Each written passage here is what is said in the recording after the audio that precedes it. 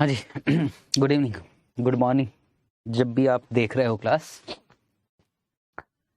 पिछली जो क्लास खत्म हुई थी मैंने ब्रेक बोल दिया था, वो ब्रेक नहीं, क्लास ओवर हो गई थी। अब हमारी जो है वो है आज की आखिरी class, interest rate risk management की। बीच में कोई ब्रेक नहीं होगा, जितना हो सकता है आज मुझे खत्म ही करना है। और जैसे ही कोई ब्रेक नहीं है बीच में, हो सकता है 1.5 घंटे में खत्म हो जाए, हो सकता है 2 घंटे लग जाए, उससे ज्यादा नहीं जाएगा।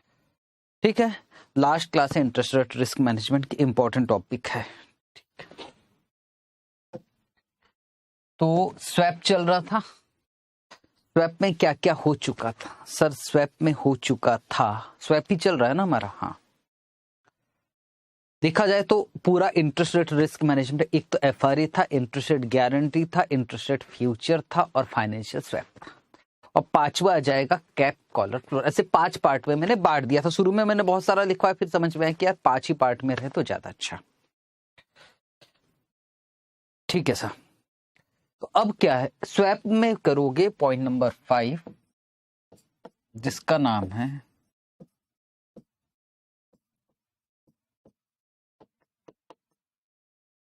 Swap pricing and valuation. Swap pricing and valuation.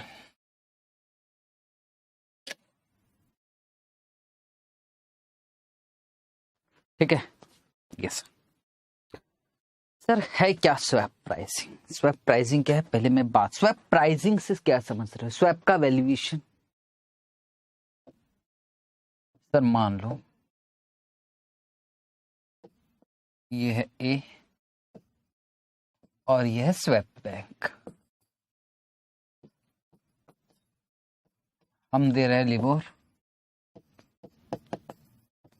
आएगा फिक्स, जाएगा लिबोर, आएगा फिक्स। यही कर रहे हैं हम लोग स्वैप में। सपोज मैंने कहा जाएगा 10,000 और आएगा 10,200। तो ये जो स्वैप कर रहे हैं ना, इसका अगर वैल्यू देखो, वैल्यू ऑफ स्वैप देखा जाए तो 200 रुपए। सर इसका मतलब ये हुआ कि आप ये बोल रहे हो कि वैल्यू ऑफ स्वैप मतलब जो नेट सेटलमेंट होता है, नेट सेटलमेंट, नेटिंग, वही वैल्यू ऑफ स्वैप है। यस, वही वैल्यू ऑफ स्वैप है। ठीक है सर। और जिस दिन कॉन्ट्रैक्ट हो रहा है, जिस दिन, सुनना ध्यान से, अगर मैं कहूं ये कब का पे ऑफ है, ये है कि जब मैच्योरिटी का, लेकिन जिस दिन कॉन्ट्रैक्ट हो रहा है वहां स्वैप का वैल्यू 0 होना चाहिए। इट मींस आज की बात करो, आज ही कॉन्ट्रैक्ट हो रहा, आज ही, तो आज भाई किसी को फायदा नहीं होना चाहिए उसे। अगर मैं कहता हूं आज अगर 10,000 है लिबोर पर, तो आज ही 10,000 होना चाहिए फिक्स पर। मेरी बस कोशिश क्या है, मैं क्या कहना चाहता हूं, मैं कहता हूं अगर आज किसी को फायदा है तो फिर यार कोई भी फायदा वाला काम करेगा ना। आज के दिन पता नहीं कि क्या होने वाला, आज किसी को कोई फायदा नहीं। लिबोर पर जितना पे ऑफ है, पे ऑफ बोलूं चलेगा, उतना ही फिक्स पर पे ऑफ होता है। 1 साल बाद या 3 महीने बाद मैच्योरिटी पे लाइबोर चेंज होगा तो फिर गड़बड़ हो सकता है। इट मींस इनिशियल में वैल्यू ऑफ स्वैप 0 होता है, किसी का कोई सेटलमेंट नहीं होता। थोड़ी सी बात मैं आपसे कर दूं, क्योंकि इसमें मुझे ना बहुत ज्यादा डिस्कशन नहीं करना है, क्योंकि एग्जाम में आज तक क्वेश्चन नहीं आया। एक क्वेश्चन मैंने उठाया है कि सर वो कहाँ का है, आईसीएआई का ही है क्या? हाँ, लेकिन वो 10-15 साल, 15 साल पहले आया होगा, और एक ही क्वेश्चन है, तो बहुत ज्यादा डिस्कशन ना करूं। सर फॉर्मूला लिखाओ, काम करो, वैसे भी करने वालों, पर पहले थोड़ी सी बात सुन लेना। ठीक है सर। Okay sir. तो सर करना क्या है ये बताओ, करना क्या है? एग्जाम में क्या आएगा सर ये बताओ? एग्जाम में ये आएगा कि देखो हम देने वाले हैं लाइबोर, और वो लाइबोर का रेट दे देगा, लाइबोर का रेट दे देगा, और वो कहेगा कि बताओ फिक्स का रेट क्या होना चाहिए, फिक्स रेट क्या होना चाहिए, हमें ये निकालने के लिए आएगा। और फिक्स रेट क्या होगा? फिक्स रेट वही होगा, फिक्स रेट क्या होगा, तो हम कुछ कैलकुलेशन करेंगे, हम इसको कुछ इस तरह से लाइबोर को रेट को करेंगे कि आंसर क्या आ जाएगा, फिक्स रेट आ जाएगा। हमें ये निकालना पड़ेगा कि फिक्स रेट क्या होना चाहिए। लाइबोर कितने साल का देगा, वो हो सकता है 3-4 साल का देते। हम उसके कुछ इस तरह से कैलकुलेशन करेंगे कि फिक्स रेट ऐसा निकालेंगे कि इनिशियल में हमको कोई प्रॉफिट लॉस नहीं होना चाहिए। तो बात समझ, इनिशियली स्वैप का वैल्यू 0 होना चाहिए। ठीक है सर, यहां तक बात समझ में आ गई। अब क्या करना है ये बताओ। अब सवाल ये है कि ये निकाला कैसे जाता है, कौन सा रेट, फिक्स रेट कैसे निकाला जाता है। इसको ही मैं वैल्यू ऑफ स्वैप बोल रहा हूँ। वैल्यू ऑफ स्वैप का मतलब क्या होता है कि जो लाइबोर का वो बता देगा। सर ऐसा तो हमने किया था, कहाँ किया था सर हमने किया था ओवरनाइट इंडेक्स स्वैप में। ओवरनाइट इंडेक्स स्वैप, उसमें हम लाइबोर दिया रहता था, माइबोर दिया रहता, तो हम टोटल मिलाकर अमाउंट निकल, पर बेटे उसमें नेट सेटलमेंट वैल्यू दिया रहता था ना। आप वैसा भी कर सकते हो, यहां वैसे नहीं होगा। मैं आपको समझा रहा हूं, बेकार बहुत ज्यादा बातें ना करके सीधा सीधा काम कर रहा हूं। उन्होंने कहा in swap pricing we found rate of interest. Rate of interest किसका निकालना है, fix leg and decide whether we should enter into financial swap or not। इसका मतलब सामने वाला फिक्स दे रहा है, मान लो 8%, और हमने जो निकाला वो निकाला 7% निकला। हमारे हिसाब से हमें 7% मिलना चाहिए, जबकि सामने वाला कितना दे रहा, फिक्स 8 कर लो, एंटर कर लो ना यार। पर हमारे हिसाब से मिलता है, मतलब हम वैल्यू निकाल रहा है कि यार फिक्स का वैल्यू क्या होगा। ठीक है जी, तो वही लिखा हुआ है in swap pricing we find out rate of interest of fixed rate and decide whether we should enter into financial swap or not।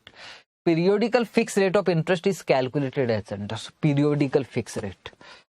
पहला दिया डी का मतलब discounting rate of last year.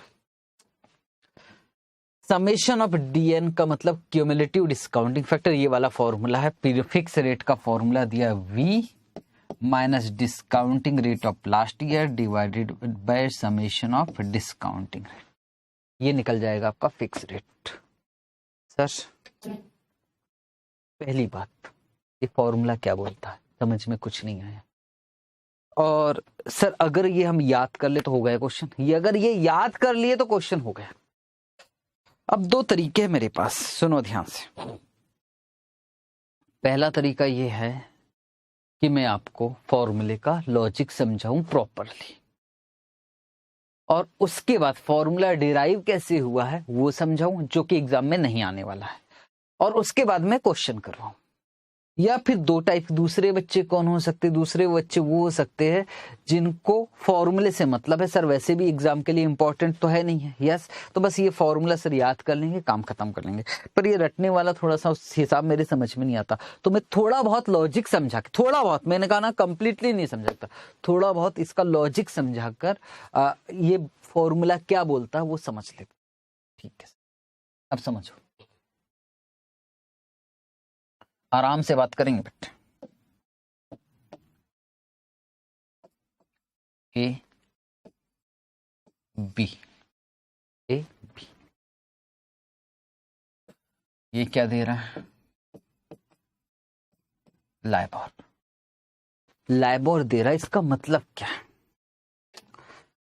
एक चैप्टर होता था बॉन्ड वैल्यूएशन, तो bond valuation में ना हम कहते थे बॉन्ड वैल्यूएशन की जब भी हम बॉन्ड इश्यू करेंगे मतलब जब भी हम डिबेंचर इश्यू करेंगे, डिबेंचर भी इश्यू 2 तरीके से हो सकते हैं, एक फ्लोटिंग रेट पे और फिक्स रेट पे। तो हम यहाँ ये मान के चल रहे हैं कि हम डिबेंचर या बॉन्ड्स इश्यू कर रहे हैं, और किस रेट पे कर रहे हैं, फ्लोटिंग रेट पर। बॉन्ड्स इश्यू कर दिया बी को, तो हमें उस पे क्या देना पड़ेगा, इंटरेस्ट। बॉन्ड्स इश्यू करेगी तो इंटरेस्ट तो देना पड़ेगा, और इंटरेस्ट कौन सा देना पड़ेगा, फ्लोटिंग रेट। मतलब यहां कौन सा बॉन्ड्स इश्यू हुआ है, फ्लोटिंग रेट बॉन्ड।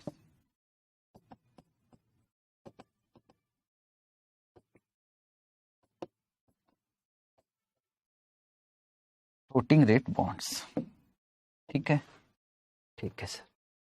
और ये लो, यहां क्या आने वाला है, फिक्स्ड। मतलब सर इसने भी बॉन्ड्स इश्यू किया होगा, यस। कौन सा bonds, fix rate bonds, fix rate का मतलब कूपन जो है वो फिक्स रहेगा सर, ठीक है। कूपन कितना रहेगा, मान लो 10%, मन से बोल रहा हूं ये 10%, ठीक है, यहां तक ठीक है। यस सर, ये बात तो समझ में आ गई। 10% ये फिक्स रहेगा कि हम 10% देने वाले हैं। ओके, अब एक बात समझ लो, बॉन्ड का वैल्यू कैसे निकाला जाता मालूम है? फिक्स रेट जो बॉन्ड है उसका वैल्यू, क्योंकि बॉन्ड वैल्यूएशन ये क्या ना, इसलिए थोड़ी सी दिक्कत है, पर फिर भी मैं समझाने की कोशिश करूंगा कि बॉन्ड का वैल्यू कैसे निकाला जाता है। अगर मैं कहता हूं कि कूपन मिलेगा साहब, 5 साल के लिए मैं बॉन्ड्स इश्यू कर रहा हूं, तो 5 साल तक मुझे क्या मिलेगा? इंटरेस्ट 1 साल, इंटरेस्ट 2 साल, इंटरेस्ट 3 साल। मान लो 3 साल के लिए मैंने बॉन्ड्स इश्यू किया, और लास्ट में क्या मिलेगा? लास्ट में मिलेगा रिडीमेबल वैल्यू। ठीक, इंटरेस्ट कितना? 10%। किसका? फेस वैल्यू का 10%, 10%, 10%, लास्ट में मिलेगा रिडीमेबल वैल्यू। यहां तक ठीक है? अगर हम इसका प्रेजेंट वैल्यू निकाल ले, प्रेजेंट वैल्यू ये फर्स्ट ईयर में मिलेगा, ये सेकंड ईयर में, थर्ड ईयर में, और ये भी थर्ड ईयर में, अगर इसका प्रेजेंट वैल्यू निकाल ले तो आएगा value of bond, value of bond. पर वो वैल्यू ऑफ बॉन्ड जो आया वो किसके हिसाब से आया? फिक्स के हिसाब से। ओके, ठीक है सर। तो क्या समझा क्या रहा है? सुनो तो सही, सारी चीजें समझ में जाएगी। समझा रहा हूं, वैल्यू ऑफ बॉन्ड किसके हिसाब से आया? फिक्स के हिसाब से। सपोज वैल्यू ऑफ बॉन्ड आया 1000, 1000 मन से बोला, मतलब सर यहाँ फेस वैल्यू है, यस ये फेस वैल्यू, 1000 बॉन्ड आया, 1000 रुपए आया वैल्यू। और सर फ्लोटिंग के हिसाब से कैसे निकालोगे? मैं आपको बता रहा हूं, फ्लोटिंग के हिसाब से, फ्लोटिंग मतलब हर साल सर कूपन चेंज होगा, या हर साल कूपन चेंज होगा। अगर मैं फ्लोटिंग के हिसाब से बॉन्ड का वैल्यू निकालूं तो बेटे वो कभी भी फेस वैल्यू ही होता है। सर मतलब समझने की कोशिश करना। फ्लोटिंग रेट के हिसाब से जब आप बॉन्ड्स का वैल्यू निकालते हो, अगर कूपन रेट यहाँ है 9% तो डिस्काउंटिंग 9% से होगा, कूपन रेट है 8% तो डिस्काउंटिंग 8% से ही होगा। तो जितने से बढ़ेगा उतने से ही डिस्काउंटिंग होता है। सर बहुत मुश्किल है ये समझाना, बिना बॉन्ड वैल्यूएशन के कैसे समझे? सब थोड़ी सी बस कोशिश करो। मैं जानता हूं आपका बॉन्ड नहीं हुआ तो ये सब समझ में नहीं आएगा, पर मैं आपसे बोल रहा हूं, बस एक बात मेरी मान तो सकते हो ना बाकी में बॉन्ड में, कि भाई फ्लोटिंग रेट के हिसाब से कभी भी बॉन्ड का जो वैल्यू है फ्लोटिंग रेट पे एट पार होता है। मतलब यहाँ कितना हो जाएगा? 1000 ही। ठीक है, 1000 मन से बोला, फेस वैल्यू कुछ और भी हो सकता है। अब मैं क्या कहना चाहता हूं, वैल्यूएशन ऑफ स्वैप में हम एज्यूम करते हैं कि चाहे फिक्स रेट हो चाहे फ्लोटिंग रेट हो, वैल्यू ऑफ बॉन्ड जो होगा वो दोनों बराबर ही होगा।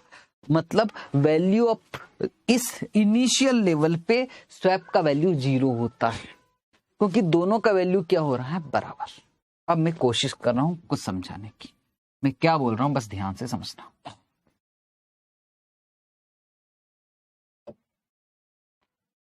मैं आपसे बोल रहा हूं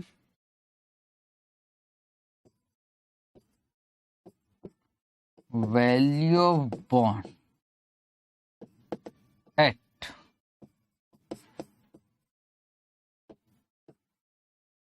floating rate is equal to value of bond at fix rate.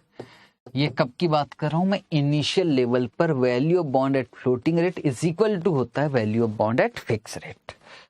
और फ्लोटिंग रेट पे बॉन्ड का हमेशा वैल्यू क्या होता है? एट पार, या फिर आप इसको फेस वैल्यू भी बोल सकते हैं। यहां इसका नहीं मालूम तो सर फेस वैल्यू 1000 ले सकते हैं कि ले सकते हैं? आप यहाँ FV भी लिख सकते हैं।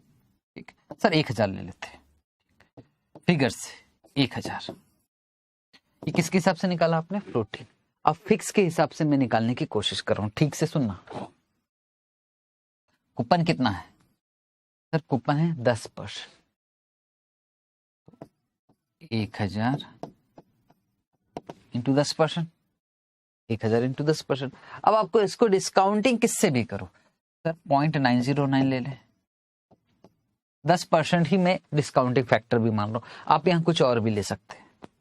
ठीक है सर, 1000 का 10% प्लस 1000 का 10%, दूसरे साल का फैक्टर बोलो सर 0.826 प्लस 1000 का, यहाँ 10 की जगह आप 9% भी लिखो, कोई फर्क नहीं पड़ने वाला है ना सर, 0.826। ठीक है यहां तक?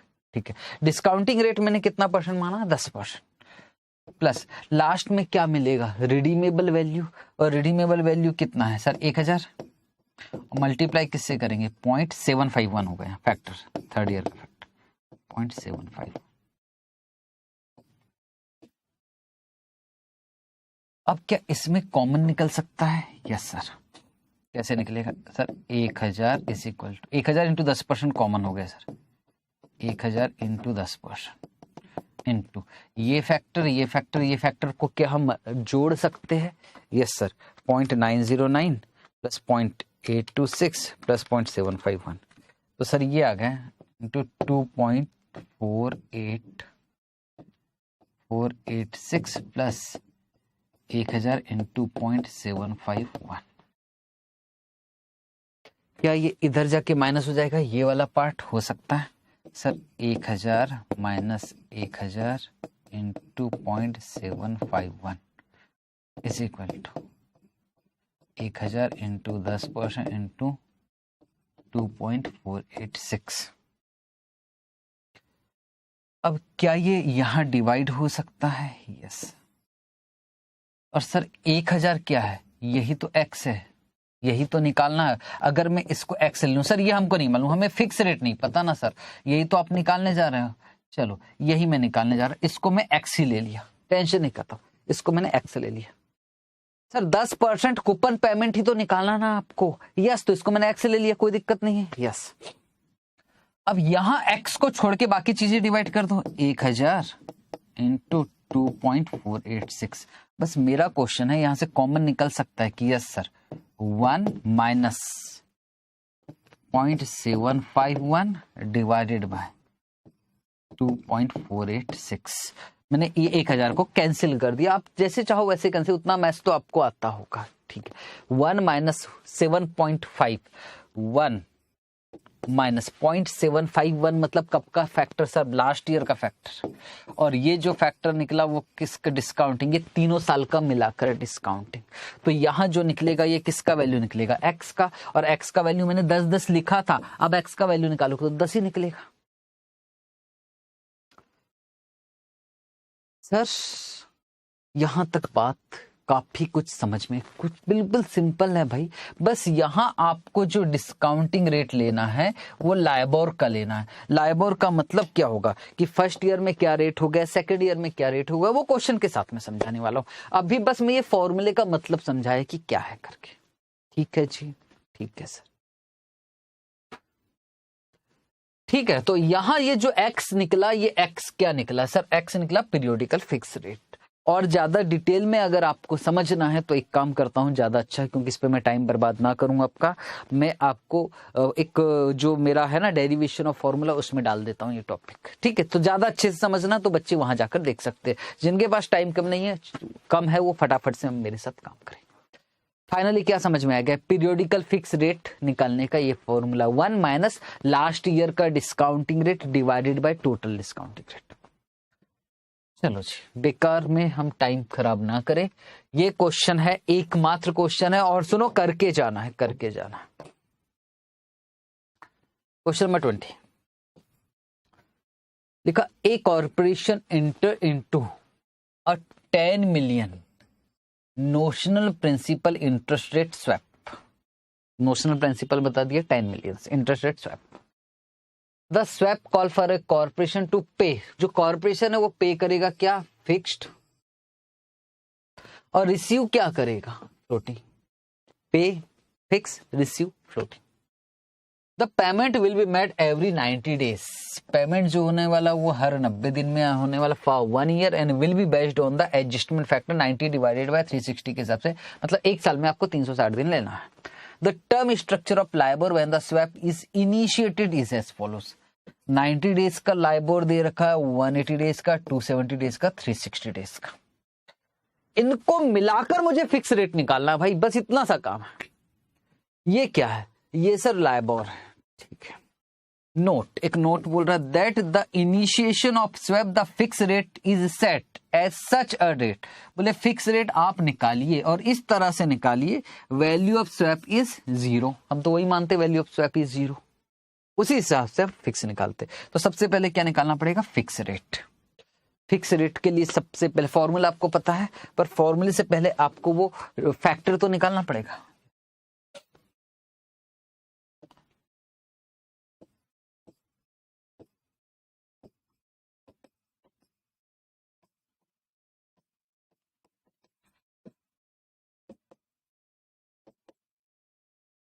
Calculation of fix rate.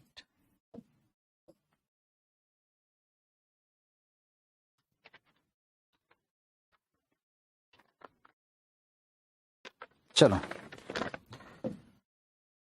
तो यहां लिख दो सबसे पहले days term,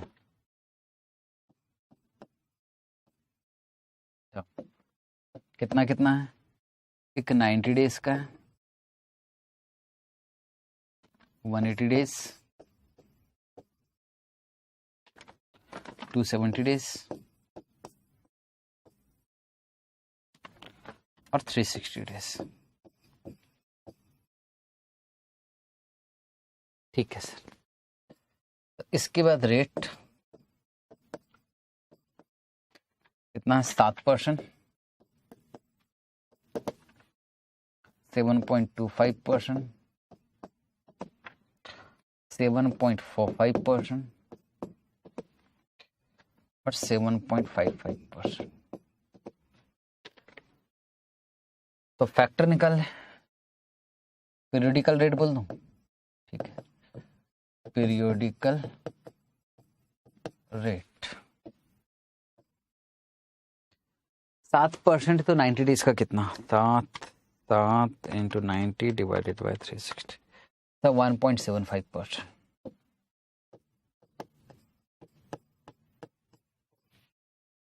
seven point two five 180 days का into 180 divided by 360, 3.625%। 7.45 into 270 divided by 360, 5.5875%। और सर 7.55, ये तो सीधा 7.55%। अब क्या निकाल लेते? Factor 1 divided by 1 plus R, ये तो फैक्टर निकलता है ना। तो 1 डिवाइड 1.0175, तो सर ये आ गया 0.9828, 4 डिजिट में निकाल रहा हूँ।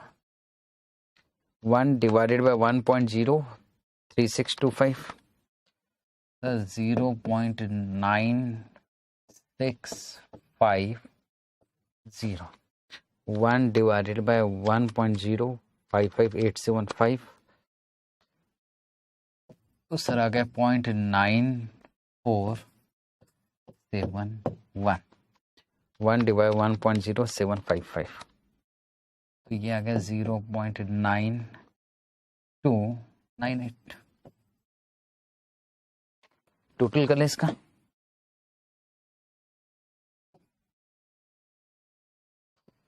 तो 0.9828 प्लस 0.9650 प्लस 0.9471 प्लस 0.9298, तो total summation of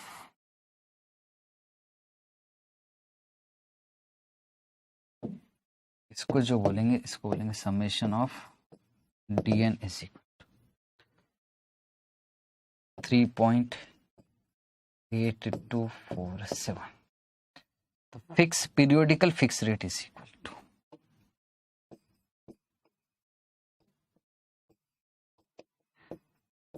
periodical fix rate is equal to, formula था 1 minus discounting factor of last year divided by summation of dn। तो लिख लें यहाँ 1 minus 0.9298 divided by 3.8247, 1 minus 0.9298 divided by MRC equal to into 100, percentage में लाना। तो sir 1.835%, पर ये कितने दिन का है? 90 डेज का।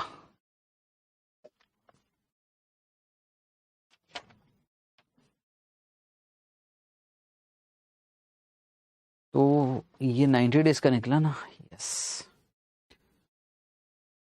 Into 360 divided by 90। तो कर लेते इसको। तो यहाँ पर annum 1.835 into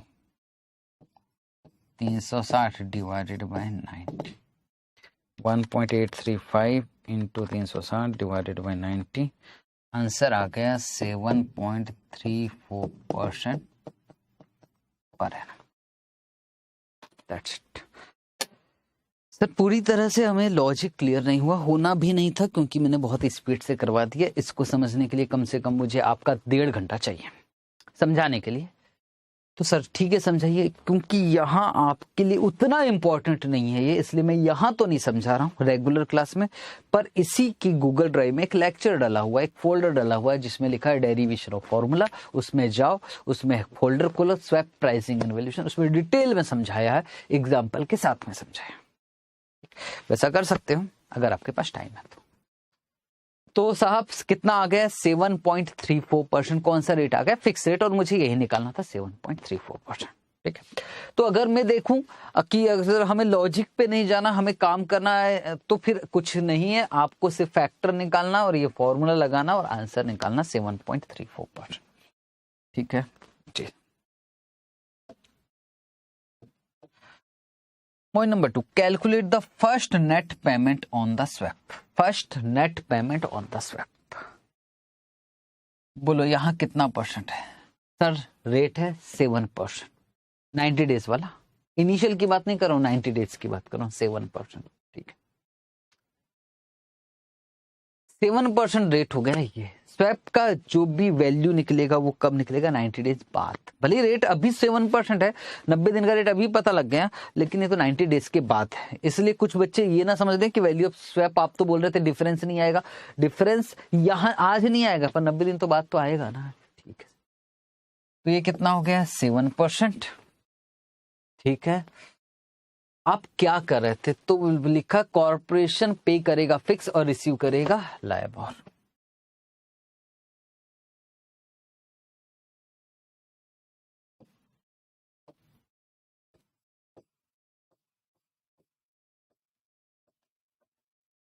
corporation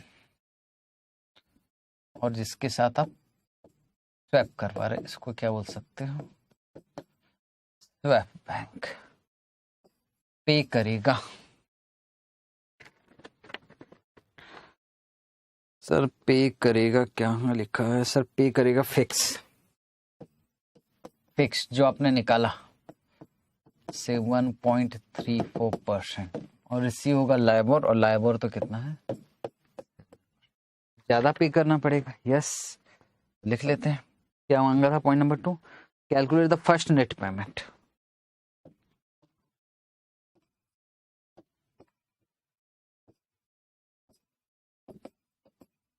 calculation of first net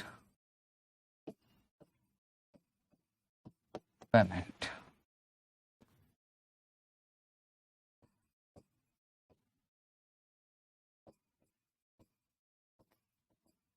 corporation will pay. Notional principal कितना था? 10 मिलियन।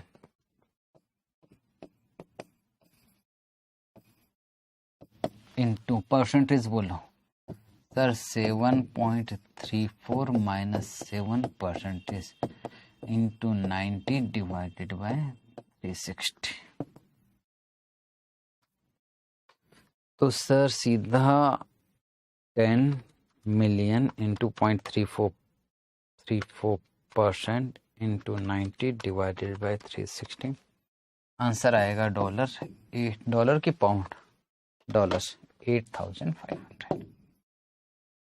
ठीक, सर इस क्वेश्चन की आने की पॉसिबिलिटी या प्रोबेबिलिटी 0, पर प्लीज आप देखकर चले जाना। अगर क्वेश्चन आ जाएगा तो यही आएगा, और जब यही क्वेश्चन आने वाला है तो एक क्वेश्चन देखने में कुछ जा नहीं रहा, आपका 8 नंबर इसके आपको मिल जाएंगे। ठीक है जी। तो स्वैप खत्म हो गया है। स्वैप में आपके लिए जो करना है वो है 2 पार्टी स्वैप और प्लेन वनीला स्वैप और ओवरनाइट इंडेक्स स्वैप। स्वैप स्ट्रक्चरर या कोटेशन या फिर स्वैप प्राइसिंग ये एग्जाम में नहीं आता, पर मार्जिन ऑफ सेफ्टी के लिए 1 क्वेश्चन 2 क्वेश्चन मैंने करवा लिए। दोनों ही क्वेश्चन जो मैंने स्वैप प्राइसिंग का किया था या स्वैप प्राइसिंग के अलावा स्वैप स्ट्रक्चरर का क्वेश्चन किया था, वो दोनों ही आपको ICAI के मॉड्यूल में नहीं मिलेगा, ना तो स्टडी मटेरियल में मिलेगा, ना तो प्रैक्टिस में, कहीं भी नहीं मिलेगा। ठीक है, चले आगे आप। यस, अब देखा जाए तो अब क्लास स्टार्ट है मेन, और अब हम बड़ा इंपॉर्टेंट टॉपिक करने वाले हैं और उसका नाम है cap, floor and collar. This is most important. मैं जिसको बोल रहा हूँ ना मोस्ट इंपॉर्टेंट, तो वाकई वो इंपॉर्टेंट है। तो अब आपको अब लॉजिक की जरूरत है, अब ध्यान की जरूरत है, क्योंकि अब सब क्वेश्चन, जितने भी क्वेश्चन डाला है कैप, कॉलर, फ्लोर के, सब क्वेश्चन एग्जाम के हैं और आपकी स्टडी मटेरियल में भी हैं। तो अब भाई अब ध्यान से सुनोगे मेरी बात, हर चीज ध्यान से सुनोगे।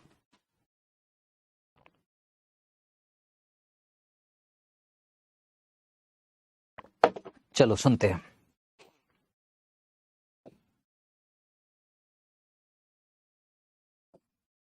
एक होता है कैप। सर ये क्या होता है? ये एक पर्सन है राम, ठीक है, इसको तो मुझे अच्छे से समझाना पड़ेगा, ये तो आपके एग्जाम के लिए इंपॉर्टेंट है।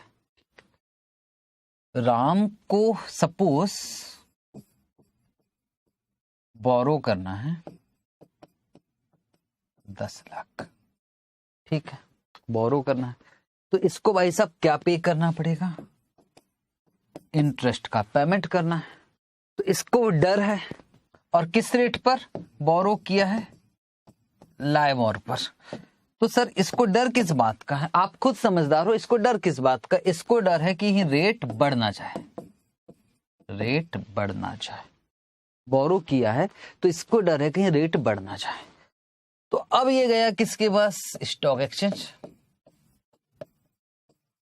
और स्टॉक एक्सचेंज से बोल रहा कि मुझे डर ये है कि कहीं रेट बढ़ ना जाए।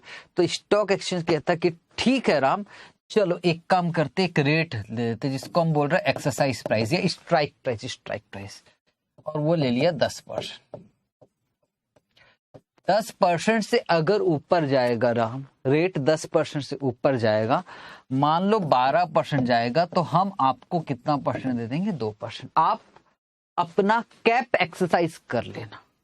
सर मतलब ऊपर जाने से एक्सरसाइज? यस। और सर अगर ये चला गया मान लो 7%, तो ऑप्शन एक्सरसाइज करने की जरूरत ही नहीं है। दिस इज कैप का मतलब कॉल ऑप्शन। मतलब सर ये हो गया कि cap means right but not obligation to borrow. आप ऐसा बोल सकते हो, right but not obligation to borrow. Book की लैंग्वेज में कि भाई हमको 10% पे ही मिलेगा, किसी भी हालत में 10% पे ही मिलेगा। अगर 12 हुआ right but not obligation to borrow. Sir अगर यहाँ अगर मैं बुक की लैंग्वेज बोलूं तो स्टॉक एक्सचेंज कह रहा है भाई हमसे उधार ले जाना 10% पे, और हम स्टॉक एक्सचेंज से बोल रहे हैं अगर 8% हो जाएगा तो बोले फिर हमसे मत लेना, मार्केट से 8% पे उठा लेना। ये मतलब है बुक का लैंग्वेज। लेकिन एक्चुअल में क्या होगा? एक्चुअल में हमने शर्त लगा लिया कि यार हमने कहा कि चलो भाई 10% से ऊपर गया तो हम ऑप्शन या कैप एक्सरसाइज कर लेंगे।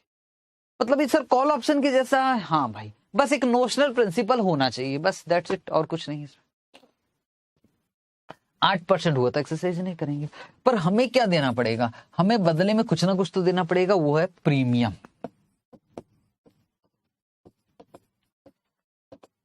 ठीक है सर, और मान लो प्रीमियम देना पड़ रहा है 0.5%। अब सवाल यहां ये आ जाता है कि सर ये जो है क्या कैप, ये इसका मैच्योरिटी पीरियड क्या होगा? ये 5 साल का भी हो सकता है, मल्टीपल टाइम बेटिंग होती, मैंने पहले भी बताया था इंटरेस्ट रेट में। 1 साल भी हो सकता है, 2 साल भी हो सकता है, 3 साल भी हो सकता है, 4 साल भी हो सकता है, 5 साल भी होता है। तो सर सवाल ये है हाँ पूछो। ये जो प्रीमियम है ये हर साल देना है, इंपॉर्टेंट है मैं जो बोल रहा हूं, कुछ नहीं है समझने के लिए। इसमें कैप का मतलब कॉल ऑप्शन समझ लो, समझने के लिए बस यही है। प्रीमियम, प्रीमियम का क्या करना। ये जो प्रीमियम है ये 0.5%, ये तो वैसे एडवांस में देते हैं। यस, अगर क्वेश्चन घुमाकर बोल दे कि हर साल देना तो बात खत्म, तो प्रीमियम तो एडवांस में दिया जाता है ना। ठीक है सर, तो एडवांस निकालो कितना हो गया, 10 लाख का 0.5%,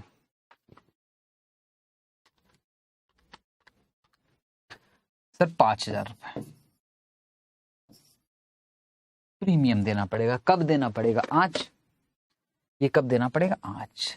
और सपोज यहां रेट हो गया 12%, 12%, तो 10 माइनस 12, बोलो हम कितने परसेंट से जीत गए, हम 2% से जीत गए। तो ये जो आया वो क्या आया, ग्रॉस पे ऑफ। इसमें से क्या माइनस करना पड़ेगा, प्रीमियम। क्या माइनस करोगे प्रीमियम में, यहां भी मान लो यहां रेट हो गया 11%, तो सर हम 1% से जीत गए, या क्या आ गया, ग्रॉस पे ऑफ। पर यहां से भी क्या माइनस करना पड़ेगा, प्रीमियम। तो भाई नेट पे ऑफ के लिए प्रीमियम माइनस करना पड़ता है ना, तो कैसे माइनस करे प्रीमियम, जबकि प्रीमियम तो यहां दे रहा है। तो हर साल हमें प्रीमियम को एमोर्टाइज करना पड़ेगा। सर ये एमोर्टाइज क्या होता है,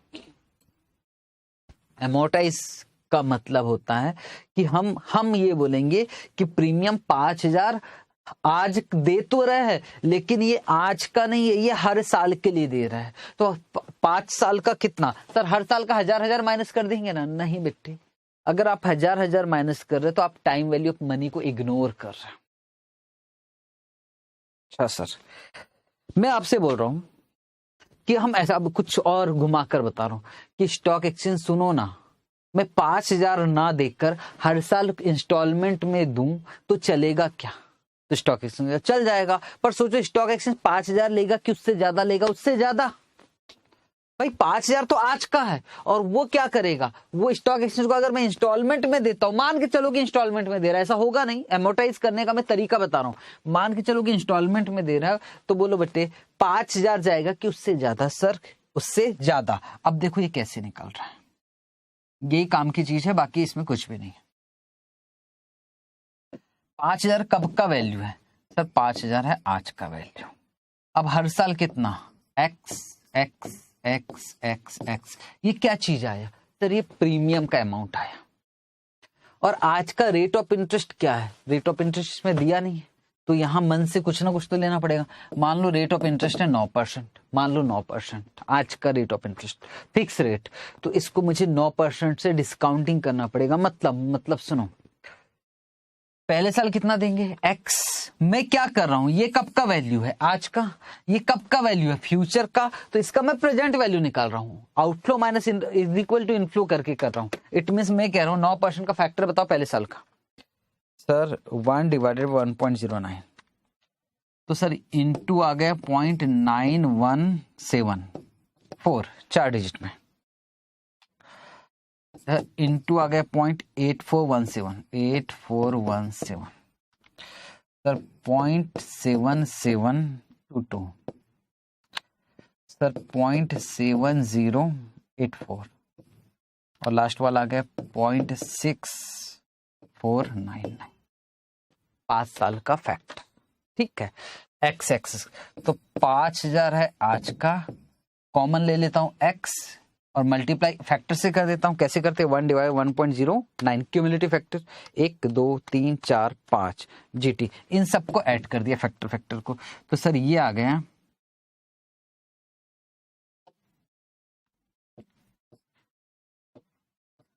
इंटू 3.8896, तो x is equal to 5,000 divided by 3.8896, तो सर 1285। प्रीमियम अमाउंट हर साल का आ रहा है 1285। इट मीन स्टॉक एक्सचेंज अगर इंस्टॉलमेंट में लेगा तो 1285 रुपए। क्या ये आपको निकालना सिखाया गया है, यस। कहाँ सिखाया था, ये सी एंटर में सिखाया था, और कुछ नहीं। सी एंटर में किया, कैपिटल बस्टिंग में कैपिटल चार्ज निकालते थे आप इसी तरह से, या लीजिंग में किया होगा, एनुअल इंस्टॉलमेंट निकालते थे, यही है, कुछ और कुछ नहीं। तो बस एक ही समस्या आएगी, बाकी इसमें और कोई प्रॉब्लम नहीं आने वाली। कौन सी समस्या आएगी कि प्रीमियम जो है वो लमसम में अगर पे कर रहे हो लमसम में एक साथ, तो उसको तो मुझे हर साल माइनस करना पड़ेगा, तो हर साल जो प्रीमियम है उसको एमोर्टाइज करना पड़ेगा। सर तो ऐसे करेंगे? कुछ नहीं, फॉर्मूला है, और formula premium amount divided by cumulative factors, खत्म। ठीक है सर, अभी हम प्रीमियम की बातें ना करें। हाँ, अभी चलो मैं प्रीमियम की बात ही नहीं कर रहा हूं, अभी बात कर रहा हूं कि कैप क्या होता है। ठीक है सर, कैप का मतलब हो गया हमें ऐसा लग रहा है कि रेट बढ़ने वाला है। ऐसे ही क्या चलता है, फ्लोर।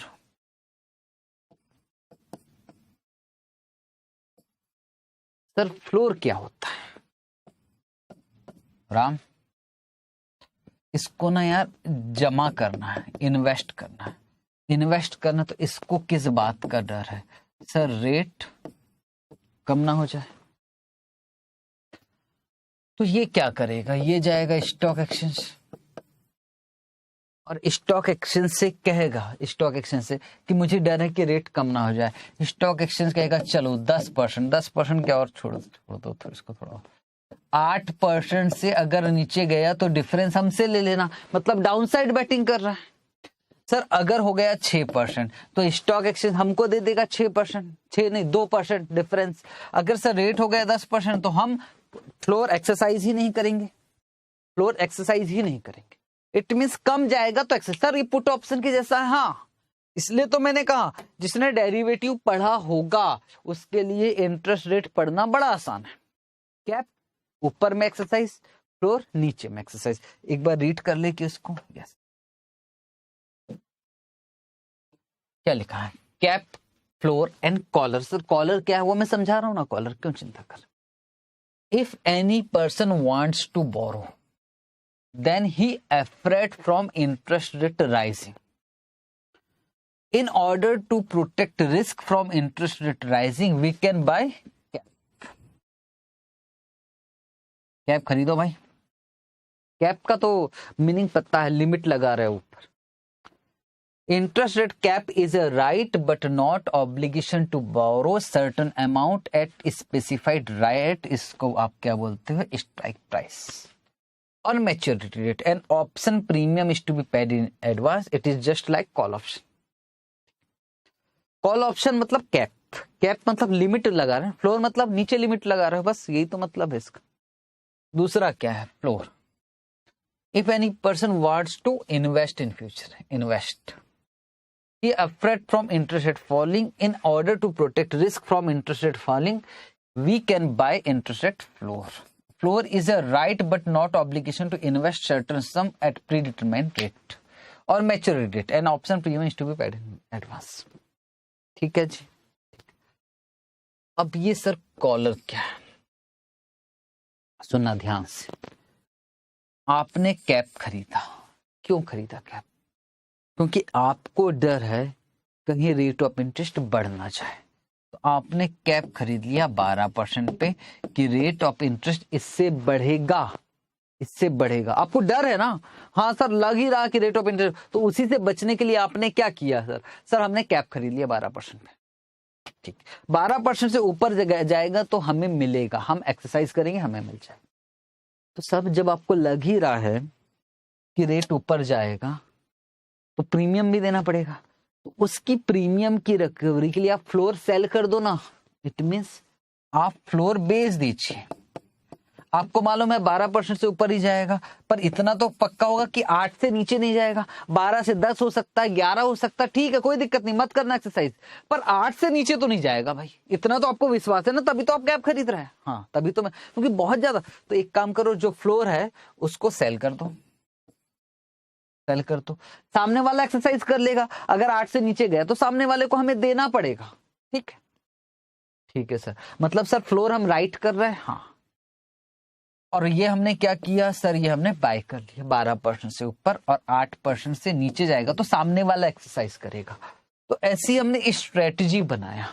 इधर क्या देना पड़ेगा? प्रीमियम पे करना पड़ेगा, और इधर से प्रीमियम मिल जाएगा। उस प्रीमियम जो पे कर रहे हो ना, उसकी रिकवरी के लिए मैंने सेल कर दिया फ्लोर। और इस स्ट्रेटजी का नाम क्या है? इस स्ट्रेटजी को बोलते हैं कॉलर। तो कॉलर स्ट्रेटजी इसलिए बनाई गई है जब आपको लग ही रहा है कि रेट ऊपर जाएगा तो बहुत ज्यादा रेट, तो बहुत कम वाला रेट लो जिसपे आप सेल कर दो फ्लोर को। उससे कम गया तो ठीक है, सामने वाला एक्सरसाइज करेंगे, हम दे देंगे। तो क्या लिखा जा रहा देखते हैं। If we buy cap, it means we expect rate of interest will rise and pay premium. तो अब जो प्रीमियम दे रहा है, in order to recover premium amount, we can sell floor. If we buy cap at higher rate, if क्यों आ गया? अच्छा, if लगेगा क्या?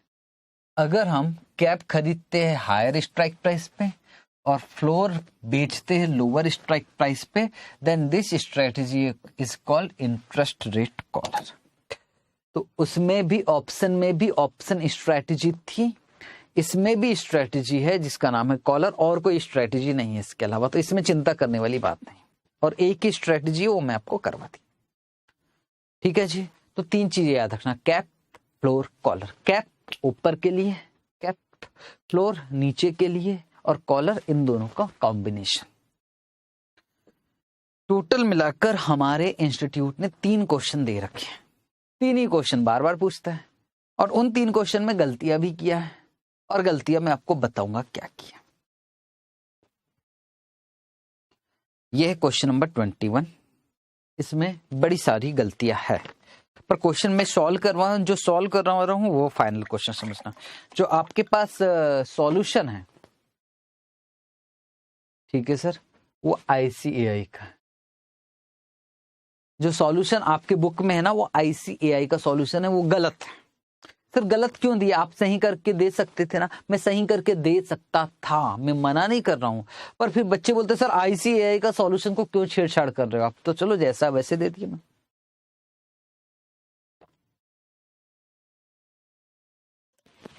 सर गलत का मतलब कॉन्सेप्ट गलत है क्या?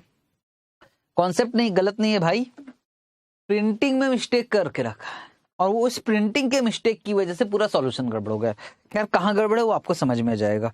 तो जो बच्चों को ऐसा लगता है कि हम लोग सिर्फ बुक का सॉल्यूशन देखकर सर का लेक्चर देख रहे हैं, हमें लिखने की जरूरत नहीं है, तो उन्हें आंसर में करेक्शन कर लेना, अपने पेन से करेक्शन कर लेना। ठीक है जी, पढ़े, चलो जी।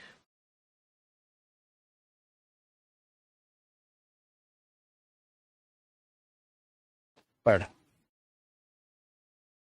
XYZ issue a pound 10 million floating rate loan। अब इसका मतलब समझो, लोन ले रहे हो कि लोन दे रहे हो? सर इसका मतलब, यार इसका मतलब कोई समझाने वाली बात है भाई? ये क्वेश्चन ना बहुत बच्चे डाउट्स पूछते, सर इसका मतलब क्या हुआ? लोन दे रहे हो, इश्यू कर रहे हो लोन, मतलब सर मतलब लोन दे रहे हैं ना, बेकार की बात है। इश्यू कर रहे लोन का मतलब भाई साहब क्या हुआ? बॉन्ड्स इश्यू कर रहे। लोन का मतलब यहां बॉन्ड से लेना, लोन का मतलब बॉन्ड। अगर आप बॉन्ड्स इश्यू कर रहे हो, इसका मतलब आप पैसा उधार ले रहे हो, आपको इंटरेस्ट देना पड़ेगा। Borrowing, borrowing. इश्यू कर रहे हो, लोन का मतलब लोन दे रहे हो, ऐसा मत समझना, गड़बड़ हो जाएगा। बहुत सारे बच्चों को दिक्कत ही यही, क्वेश्चन में दिक्कत यह है कि इन्वेस्टमेंट हो रहा है कि बोरोइंग हो रहा है, यही समझ में नहीं आया। तो फिर तो क्वेश्चन होने से रहा। और कब हो रहा है भाई? 1 जुलाई 2013 को। Resetting of coupon rate every 6 month. ठीक, हर 6 महीने में लाइबोर चेंज होगा। 6 मंथ लाइबोर पे बैटिंग हो रही, और किस रेट पर? LIBOR plus 50 basis. जो पैसा आप उधार ले रहे हो वो ले रहे हो लाइबोर प्लस 50 बेसिस पॉइंट पर। मतलब सर आप ऐसा बोल सकते हो ना, LIBOR plus 0.5%। Yes, LIBOR plus 0.5%, मैं बोल सकता हूं ऐसा। मतलब हर 6 महीने में मुझे देना पड़ेगा LIBOR plus 0.5%। XYZ is interested in a collar strategy. सुन लो भाई, अब ये भाई साहब फ्लोर और कैप का छोड़ ही दो बोल रहा है, कॉलर स्ट्रेटजी बना रहा है। ठीक, और उसमें क्या करेंगे? बोले उसमें हम सेल करेंगे फ्लोर और बाय करेंगे कैप। वही करते हैं, कॉलर में नहीं भी बोलता तो चल समझ में आता। XYZ buy the 3 years cap and sell 3-year floor as per the following details on 1 July 2013। क्या हुआ? नोशनल प्रिंसिपल 10 मिलियन लेना है, ठीक है। रेफरेंस रेट 6 मंथ लाइबोर, वो भी ठीक है। स्ट्राइक प्राइस, ये काम की चीज है। कैप कितने पे खरीदा है? 7%। तो 7% से ऊपर जाएगा तो हम एक्सरसाइज करेंगे, और फ्लोर कितने पे? 4% से नीचे जाएगा तो सामने वाला एक्सरसाइज करेगा। स्ट्राइक प्राइस दिया, प्रीमियम 0 दिया। सर 0 दिया, प्रीमियम का मतलब वो भाई साहब वो आपसे बोल रहा है अमोर्टाइजेशन का टेंशन मत लो आप, प्रीमियम है ही नहीं है। प्रीमियम क्यों नहीं है? बोले क्योंकि आपने कैप के लिए प्रीमियम पेड किया और फ्लोर में आपको प्रीमियम रिसीव हो गया, और किस्मत आपकी बहुत जोरदार थी, दोनों बराबर हो गया। प्रीमियम ना गया ना आया, 0 ना। प्रीमियम जो आया वो बराबर हो गया, प्रीमियम जो गया तो finally 0। Using the following data you are required to determine, क्या निकालना है आपको? निकालना effective interest paid out at each reset date. Sir ये क्या चीज है? सुनना ध्यान से, क्या कहना चाहता है? सुनो, मान लो लाइबर हो गया 8%, तो मुझे बैंक वाले को कितना देना पड़ेगा? 8.5%। पहले सुन लो फिर मैं बताऊं। 8.5% देना पड़ेगा। अगर हो गया लाइबर 8% तो मुझे देना पड़ेगा 8.5%। किसका? 10 मिलियन का। एक बार कैलकुलेशन करो सर। 10 मिलियन मतलब 30 इंटू 8.5, 10 मिलियन इंटू 8.5%, 6 महीने का, इंटू 6/12। तो सर हमें देना पड़ेगा बैंक वाले को 4,25,000। ठीक है सर। पर सर अगर हो गया लाइबोर कितना हो गया? 8%, तो सर कैप तो एक्सरसाइज हो जाएगा। यस, कैप जो है वो लाइबोर प्लस 0.5 पे नहीं है, लाइबोर पे, गड़बड़ मत कर देना। हाँ सर, तो ये 1% हमको स्टॉक एक्सचेंज दे देगा। यस, तो करो 10 मिलियन इंटू 1% इंटू 6/12। तो सर बैंक वाला हमें 50,000 दे देगा। तो हमारा इफेक्टिव कितना पड़ेगा? सर इफेक्टिव माइनस 4,25,000, तो सर हमारा इफेक्टिव पड़ेगा 3,75,000 ही तो पड़ेगा। यस, यही निकालना बोले। इफेक्टिव इंटरेस्ट पेड कितना हो रहा? 3,75 ही हो रहा। वैसे 4,25 जा रहा है बैंक वाले को, पर उधर से आ भी तो रहा है, क्योंकि हमने कैप एक्सरसाइज कर लेंगे तो 50,000 आ गया। तो ये निकालना है आपको। और कब निकालना? बोले हर डेट पे निकालना, हर रिसेट डेट। तो उस समय लाइबोर क्या होगा? तो बोले लाइबोर ये होगा 6%, 7%, 5%, 7.3%, 7.25 और 4.25। इसमें एक जगह चेंज कर रहा हूं मैं। और सर कहाँ चेंज कर रहा हूं? जो 7% है ना, उसको मैं कर रहा हूँ 7.5%। 7.5% किया। क्यों किया? ऑटोमेटिक समझ में आ जाएगा। और मैं अपनी बुक जो मैं आपको प्रोवाइड कर रहा हूँ ना, उसमें मैं ये आपको चेंज करके दूंगा। ठीक है, 7.5%, ताकि मैं ये तो बता दूं कि कैप एक्सरसाइज होता है तो कैसे होता है। मतलब मैं कैप एक्सरसाइज करवाना चाहता था। खैर वो अभी आपको बाद में समझ में। कहाँ का क्वेश्चन है? ये प्रैक्टिस मैनुअल में डला हुआ है, एग्जाम में भी आया हुआ। तो आप ये आरटीपी में भी आता है, एमटीपी में भी आता है, तो करना पड़ेगा। ठीक है, और क्या निकालना? Average overall effective rate of interest per annum. ये मैं बाद में करवाऊंगा। पहले हमको एक टेबल बनाना पड़ेगा, डेट लिखनी पड़ेगी, रेट लिखना पड़ेगा, और फिर देखना पड़ेगा कि हम exercise. This is important question. तो आपको काश आप मेरे साथ साथ बना रहे हो ना, तो मेरा दिल खुश हो जाएगा। ठीक, करें start. Yes,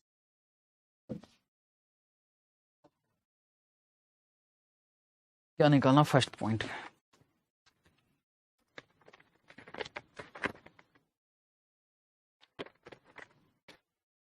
effective interest paid out at each reset date.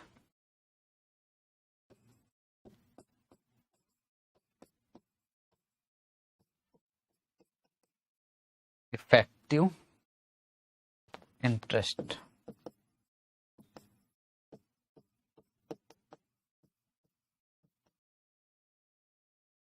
paid out.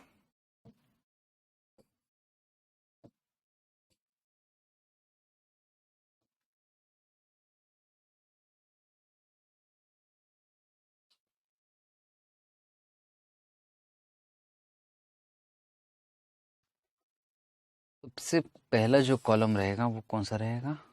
Date.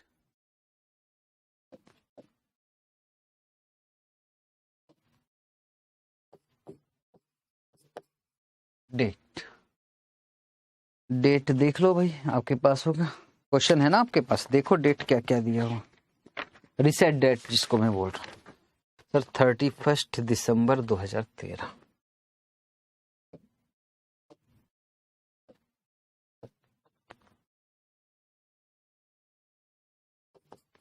इकतीस दिसंबर 2013, 13 लिख सकता हूँ कि, उसके बाद 30/6/13, फिर 31/12/14, फिर 30/6/15,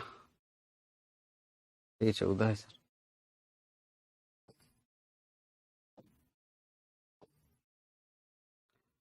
फिर 31/12/15, 30/6/16, 1 2 3 4 5 6, ठीक है, हो गए। ठीक है, अब रेट भी लिख ही लेते हैं। रेट को क्या बोल रहा हूं मैं? लाइबोर।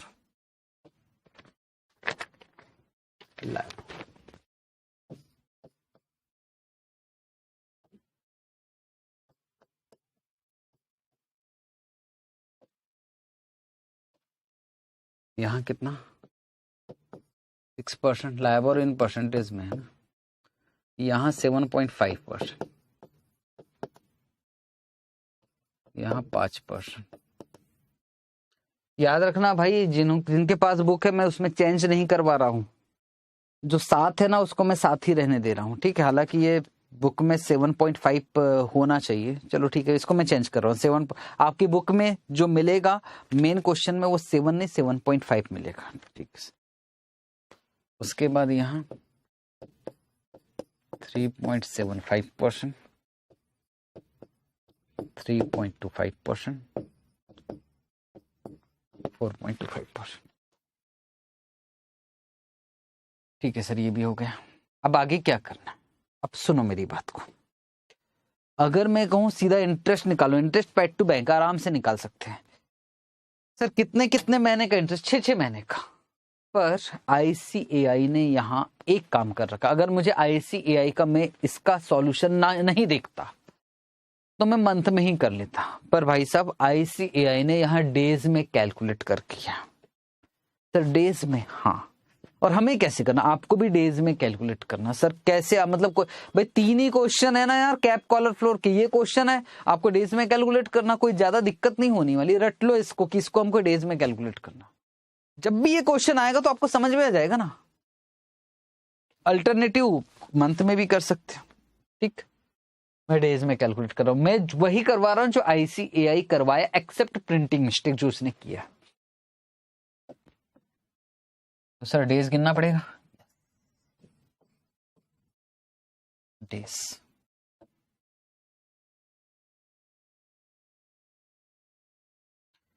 अब डेज कहां से गिनोगे? सबसे पहले यहां जो है 6% हो गया 31/12 को, और स्वैप कब लिया गया था सर? स्वैप लिया था 1 जुलाई को। तो जुलाई से 31 दिसंबर तक कितने दिन होते हैं? जुलाई से 31 दिसंबर तक, तो सर जुलाई से, जुलाई का सर 31, अगस्त, सितंबर, अक्टूबर,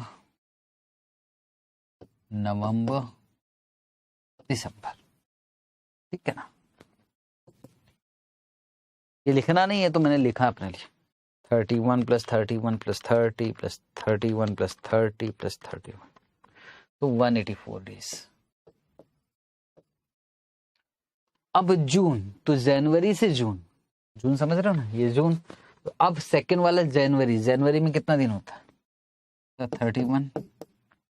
फेब में कितना दिन? सर 28 भी हो सकता, 29 भी हो सकता है। बेटे लीप ईयर तो यही आएगा, यहाँ तो लीप ईयर नहीं है, तो 28 डेज होता है। जैन, फेब, मार्च, अप्रैल, मई और जून। तो ये कितना दिन आ गया था? 184। 31 + 28 + 31 + 30 + 31 + 30, 181 डेज। तो यहाँ कितना जाएगा? 181। फिर सर वही आ गया, तो यहाँ कितना जाएगा? 184, और यहाँ 181, और यहाँ 184, और याद रखना यहाँ 182, क्योंकि लीप ईयर है तो एक दिन बढ़ा के लिख देंगे। ठीक सर, ये बिल्कुल टाइम पास है। हाँ, ये टाइम पास है, ये तो मैं भी मानता हूँ टाइम पास कर रहा है करके। क्यों करवाता है ऐसा इंस्टीट्यूट, पता नहीं। अब काम की चीज, अब यहां से हमारा खेल स्टार्ट हो रहा है। सबसे पहले इंटरेस्ट पेड टू बैंक। जिस बैंक से आपने उधार लिया है उसको इंटरेस्ट कितना पेड करना है, और उसको से उधार लिया हमने लाइबोर प्लस 0.5%। तो सर हमें पेमेंट करना है लाइबोर प्लस 0.5%। पहले सर यही वाला काम किया जाए। कैलकुलेशन है ध्यान से। टोटल कितना? 10 मिलियन। 10 मिलियन, इसको ना मैं बार बार 10 मिलियन लिखने में दिक्कत होती है, तो इसको मैं एम प्लस में डाल के रख दूंगा। 10 मिलियन, इसको डाल दिया एम प्लस में। फिर से 10 मिलियन एम प्लस में डाल दिया, इनटू 6% नहीं, 6.5%। 6 बैंक वाले को, तो बैंक वाले से जो उधार है लाइबोर प्लस 0.5 है, तो देना कितना पड़ेगा? 6 + 0.5, 6.5% into 6.5% into 184 divided by 365 equal to, तो सर ये आ गया 327327671। राउंड ऑफ कर रहा हूं मैं, है ना? 32767। ठीक है जी, ठीक है सर। अब दूसरा ले लो, एमआरसी दबाओ। एमआरसी दबाओगे तो वही आ जाएगा 10 मिलियन इंटू, यहाँ 7.5 है और यहाँ 0.8% इंटू 8% इंटू 181 डिवाइडेड बाय 365। तो सर ये आ गया 396712। ठीक है, फिर एमआरसी दबाओ तो फिर आ जाएगा उतना ही, 5.5% इंटू 5.5% इंटू 184 डिवाइडेड बाय 365। तो सर ये आ गया 277260। यहाँ है 3.75.5 ऐड करो तो 4.25। एमआरसी दबाओ into 4.25% into 181 divided by 365। Sir ये आ गया 210753। MRC 3.25 plus 3.75 into 3.75% into 184 divided by 365। तो सब ये आ गया 189001।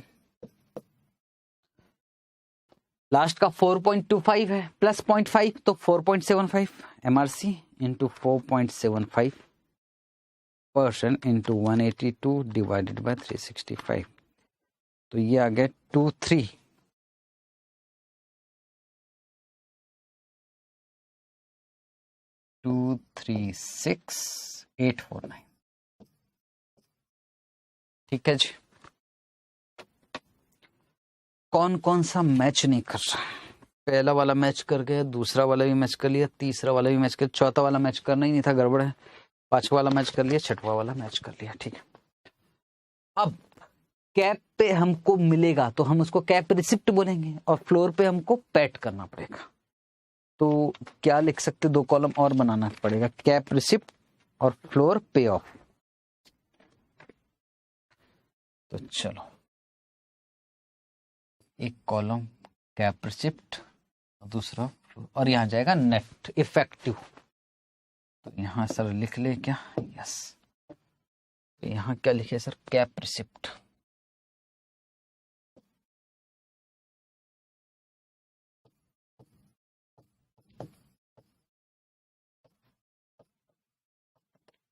कितने पे कैप एक्सरसाइज होगा, 7% से ऊपर, 7 से ऊपर में कैप एक्सरसाइज, 7% से ऊपर है ना। क्या यहाँ होगा, नहीं। तो यहाँ कितना आ जाएगा सर, यहाँ तो 6 हो गया ना। आपको ये नहीं देख रहा, ये देखना सर, यहाँ 0 हो जाएगा सर। 7.5 यहाँ होगा, कितना पे ऑफ मिलेगा, 0.5%। तो निकालो 10 million into 0.5%, 10 million into 0.5% into 181 divided by 365। तो हमें मिल गया पी ऑफ 24794, 24794। अब सुनना ध्यान से, सुनोगे सर ये देने वाले, ये तो मिल जाएगा, तो इसको मैं ब्रैकेट लगा दे कि यस, इसमें ब्रैकेट लगा, ये मिलेगा हमको, इतना जाएगा पर इतना मिल जाएगा। सर 5 पर एक्सरसाइज होगा कि नहीं, सर 3.75 पे नहीं, 7 से ऊपर नहीं है, इस पे भी नहीं और इस पे भी नहीं। ठीक, ठीक है सर। अब आ जाएगा फ्लोर पे ऑफ,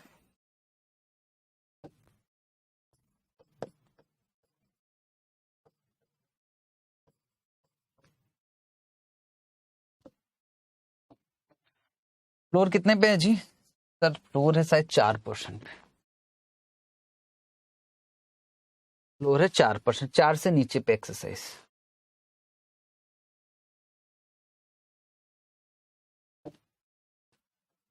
चार % से नीचे में एक्सरसाइज।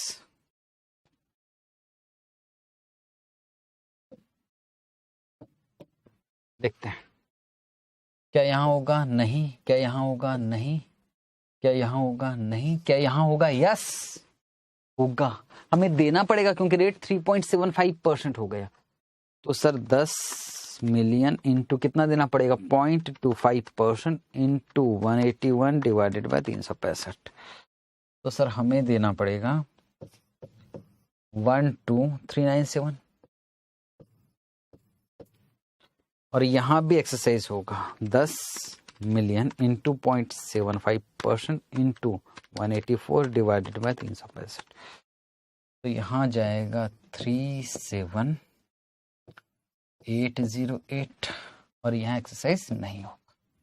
ठीक है, तो अब यहाँ नाम आ जाएगा effective interest paid. Effective interest paid. इस क्वेश्चन में अधिकतर बच्चे क्या गलती कर लेते हैं, वो इसका कंपैरिजन लाइबोर प्लस 0.5 से करते, जो ऐसा नहीं है। ठीक है, तो सर यहाँ तो कुछ नहीं, यहाँ तो एज इट इज लिख देंगे। यस, यहाँ कितना जाएगा, यहाँ जाएगा 326771, दूसरे में 396712 माइनस 24794। तो सर यहाँ आ गया 371918। यहाँ तो कुछ है ही नहीं है, 277260। ये प्लस हो जाएगा, याद रखना, 210 753 प्लस 12397।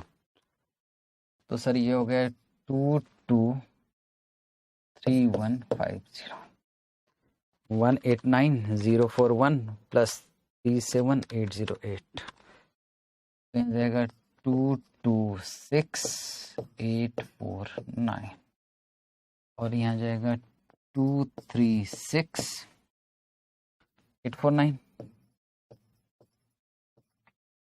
अब क्या करना, अब इन सबको जोड़ देना है टोटल। सर ना जोड़े तो क्या दिक्कत है, पहले पॉइंट में कोई, पहले में तो कोई दिक्कत नहीं, हर साल का अलग अलग दिखा दिया। सेकंड पॉइंट के लिए मैं काम कर रहा हूं, ठीक है। 327671 plus 371918 plus 277260 plus 223150 plus 226849 plus 226849, तो ये आ गया 1653690। टोटल इफेक्टिव इतना इंटरेस्ट पेड करना पड़ा। कितने दिन का पेड करना पड़ा? ये टोटल कितने दिनों का है? 184 plus 181 plus 184 plus 181 plus 184 plus 182, तो ये टोटल हमें 1096 डेज का पेड करना पड़ा। बात समझने की कोशिश करना। पॉइंट नंबर 2 में उसने मांगा क्या है? पॉइंट नंबर 2 में वो मांगा कि आप एक काम करो, एवरेज इंटरेस्ट रेट बताओ पर एनम बेसिस पे। मतलब कैसे बताएंगे सर? मतलब बड़ा आसान है। टोटल मिलाकर इतना पेड करना पड़ रहा है। कितने पे? 10 मिलियन पर। इतना डॉलर पे करना पड़ा है 10 मिलियन पे। डॉलर ही है ना? हाँ सर डॉलर ही।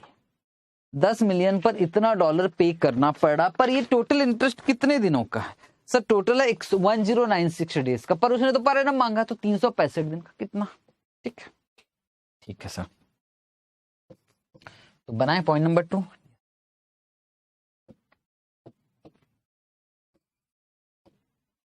पॉइंट नंबर 2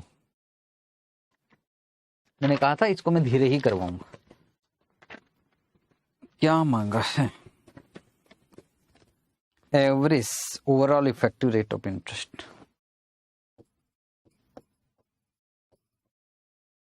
एवरेज ओवरऑल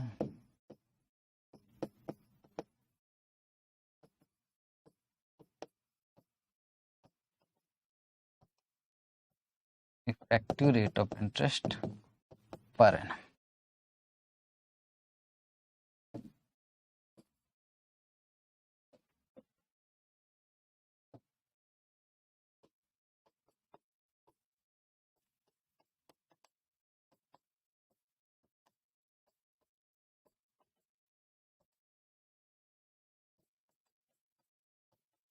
पर एनम इज इक्वल टू,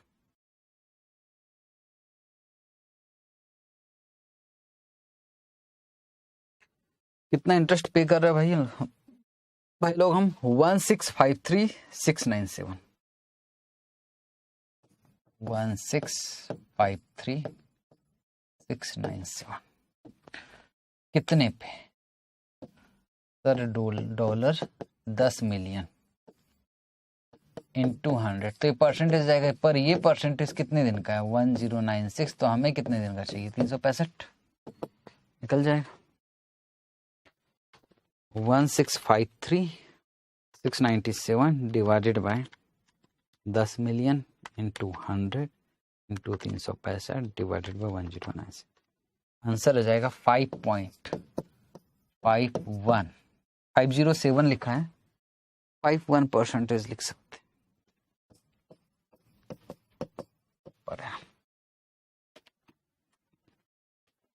अच्छा, इसका तो आंसर हमारा मैच नहीं करे मेरे ख्याल से यार। रेगुलर क्योंकि 2 क्वेश्चन और करवाने हैं, तो मेरे ख्याल से ब्रेक ले लिया जाए।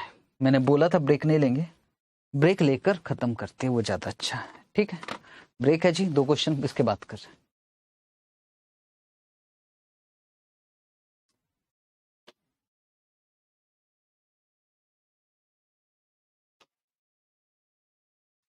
हाँ जी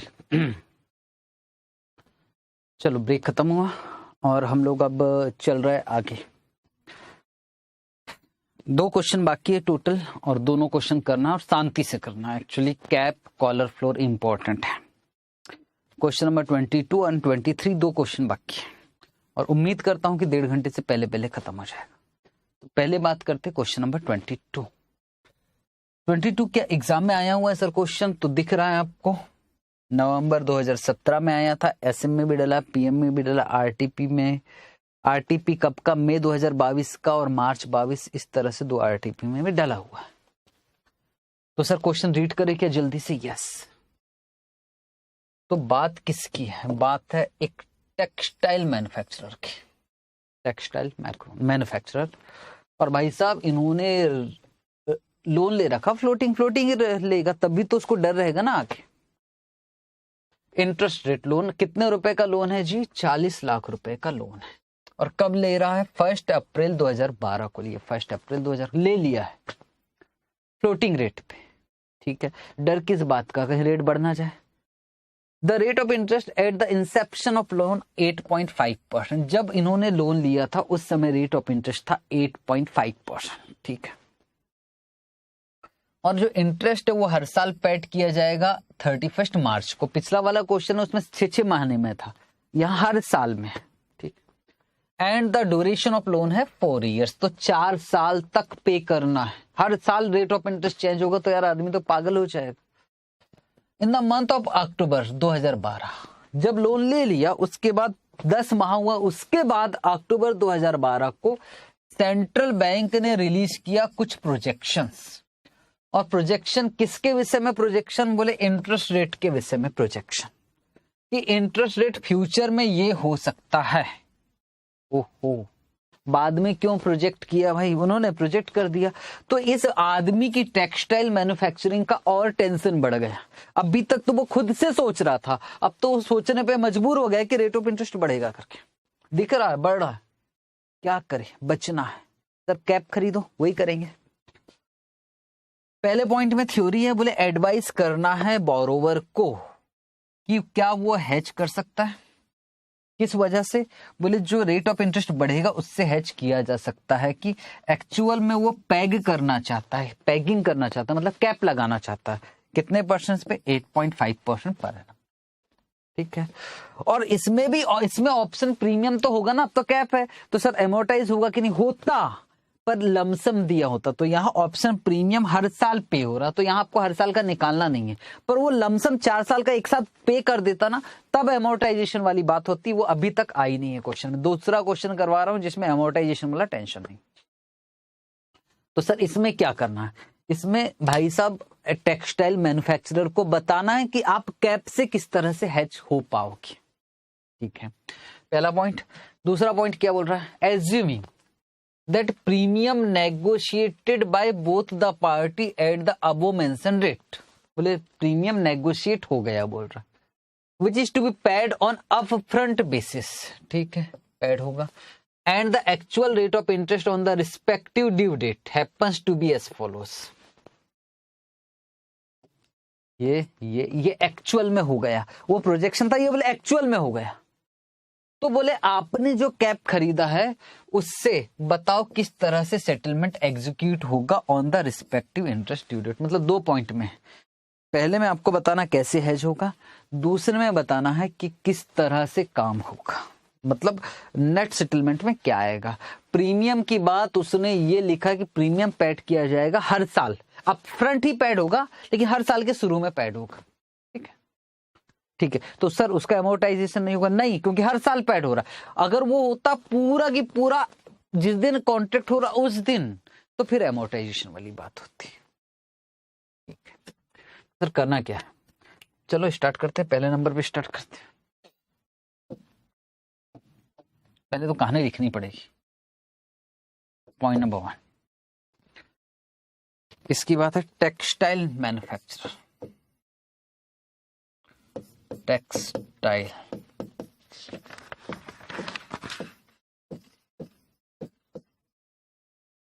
manufacturer borrowed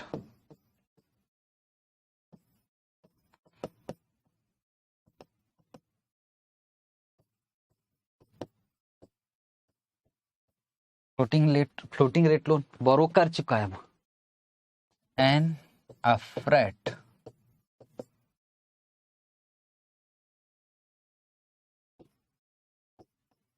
from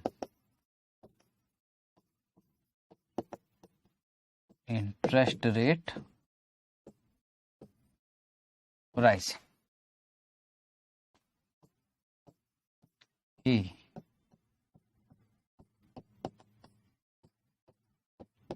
does not want to pay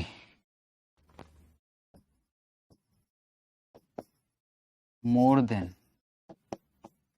8.5% per annum। वो 8.5% पर एनम से ज्यादा पे नहीं करना चाहता, तो एडवाइस करो in this situation.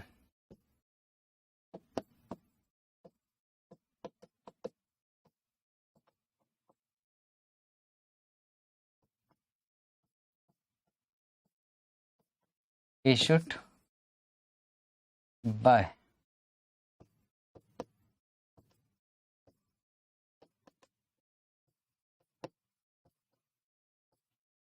interest rate cap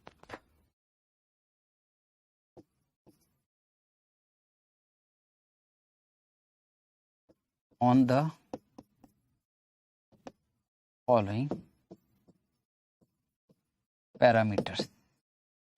बस हम ये बता रहे कि भाई इंटरेस्ट रेट कैप खरीद लो बस। अब पैरामीटर में बताना पड़ेगा कि क्या क्या रहेगा। नोशनल अमाउंट रहेगा,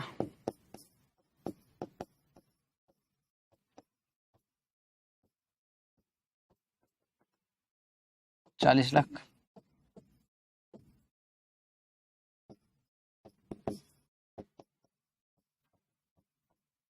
स्ट्राइक प्राइस 8% पर एनम, 8.5% इसे।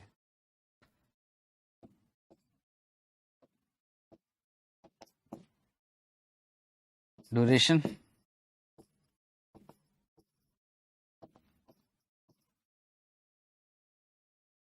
4 years। और इसके अलावा और क्या लिख सकते हैं हम लोग? सब premium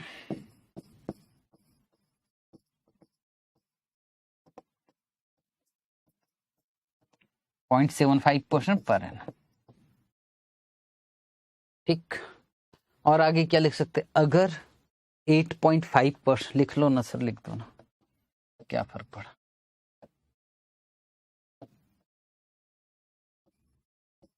if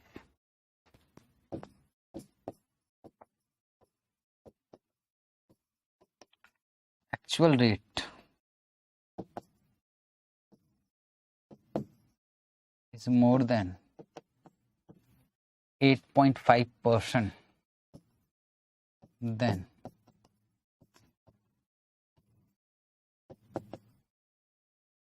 textile manufacturer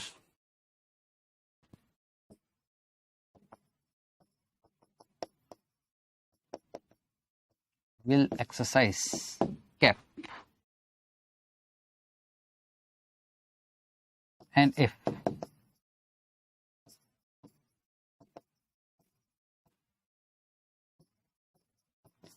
actual rate is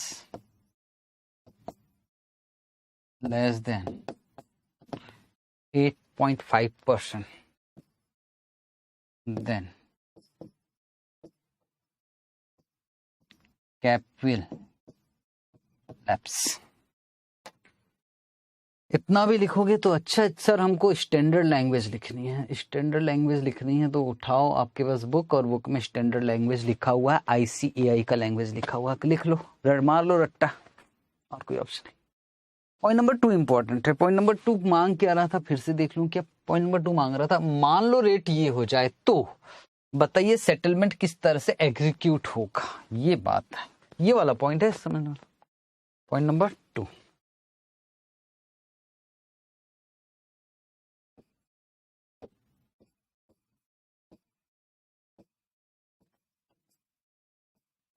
calculation of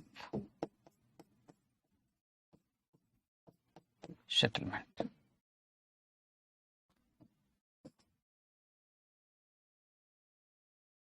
table बना ले।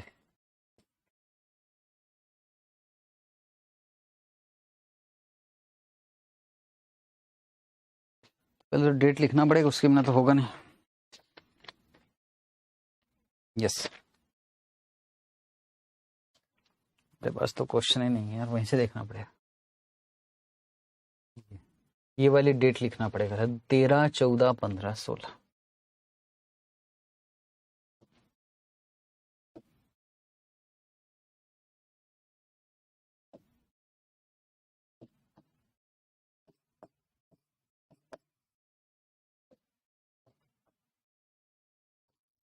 31 मार्च 2013, 31 मार्च 2014, 31 मार्च 2015 और 31 मार्च 2016।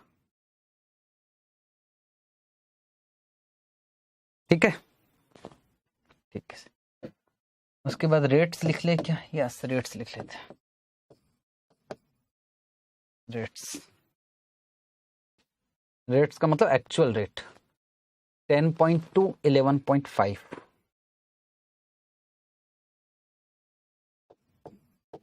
10.2%, 11.5%, और क्या बचा? 9.25 और 8.25,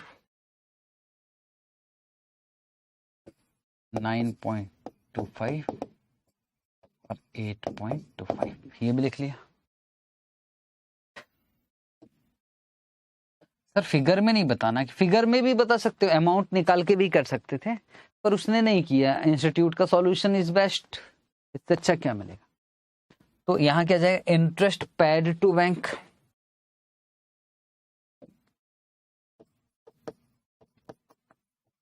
इंटरेस्ट पेड टू बैंक। हम बैंक को कितना पे करेंगे? जो हो गया 10.2, 11.5, 9.25 और 8.25। इसमें कोई शक है क्या? कोई शक नहीं है सर। अब क्या होगा?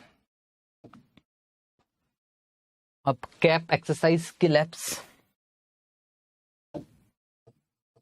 कैप एक्सरसाइज और लैप्स। तो 8.5 से ऊपर एक्सरसाइज, तो बताओ जल्दी जल्दी से सर। यहाँ एक्सरसाइज, यहाँ भी एक्सरसाइज, यहाँ भी एक्सरसाइज, और यहाँ क्या जाएगा? लैप्स्ड। ठीक है सर, ये भी बात समझ में आ गई। अब रिसिप्ट फ्रॉम कैप, ये इंपॉर्टेंट है।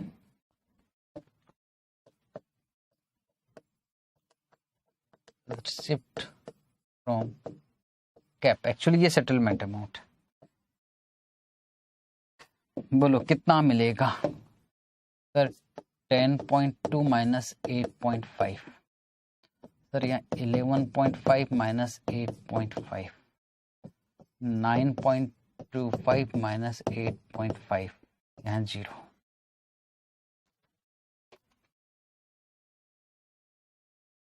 तो 10.2 माइनस 8.5, तो सर यहाँ 1.7 मिल जाएगा। 1.7, 11.5 माइनस 8.5, 3%। 9.25 माइनस 8.5, 0.75। तो अब 10.2 किसको देना पड़ा? बैंक को, और हमें कितना मिल गया? 1.7। तो 10.2 माइनस 1.7, तो सर यहाँ हमको पड़ा 8.5%। इसको आप इफेक्टिव रेट ऑफ इंटरेस्ट बोल सकते हैं। हालांकि इसमें प्रीमियम का इफेक्ट बाकी है। 11.5 माइनस 3, सर 8.5%। सर 9.25 माइनस 0.75, ये भी 8.5%, और यहाँ 8.25%। इसका मतलब हम ये समझाने की कोशिश करें कि किसी भी हालत में इनको 8.5% से ज्यादा नहीं पड़ रहा है। नो डाउट फॉर दिस, यहां लिख लूं क्या? Yes.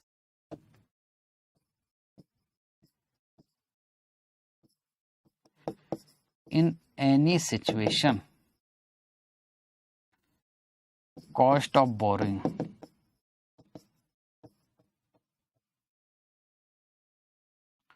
not more than 8.5%, but for this we had to pay premium 40 lakh का 0.75%।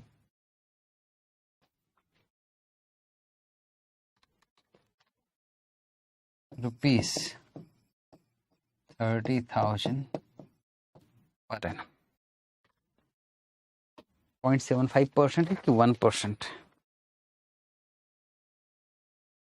एक बार चेक करने का बनता है।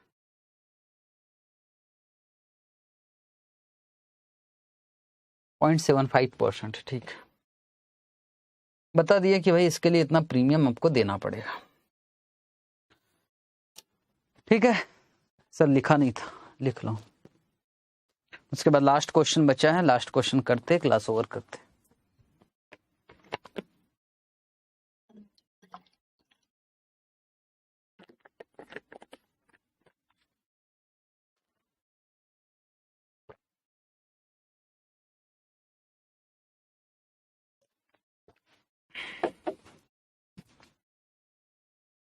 Last question, question number 23, ambiguous question बोला जाता है। मतलब सर समझ में नहीं आता कि पूछ क्या रहा है, पर करना तो पड़ेगा, पर अच्छा क्वेश्चन है।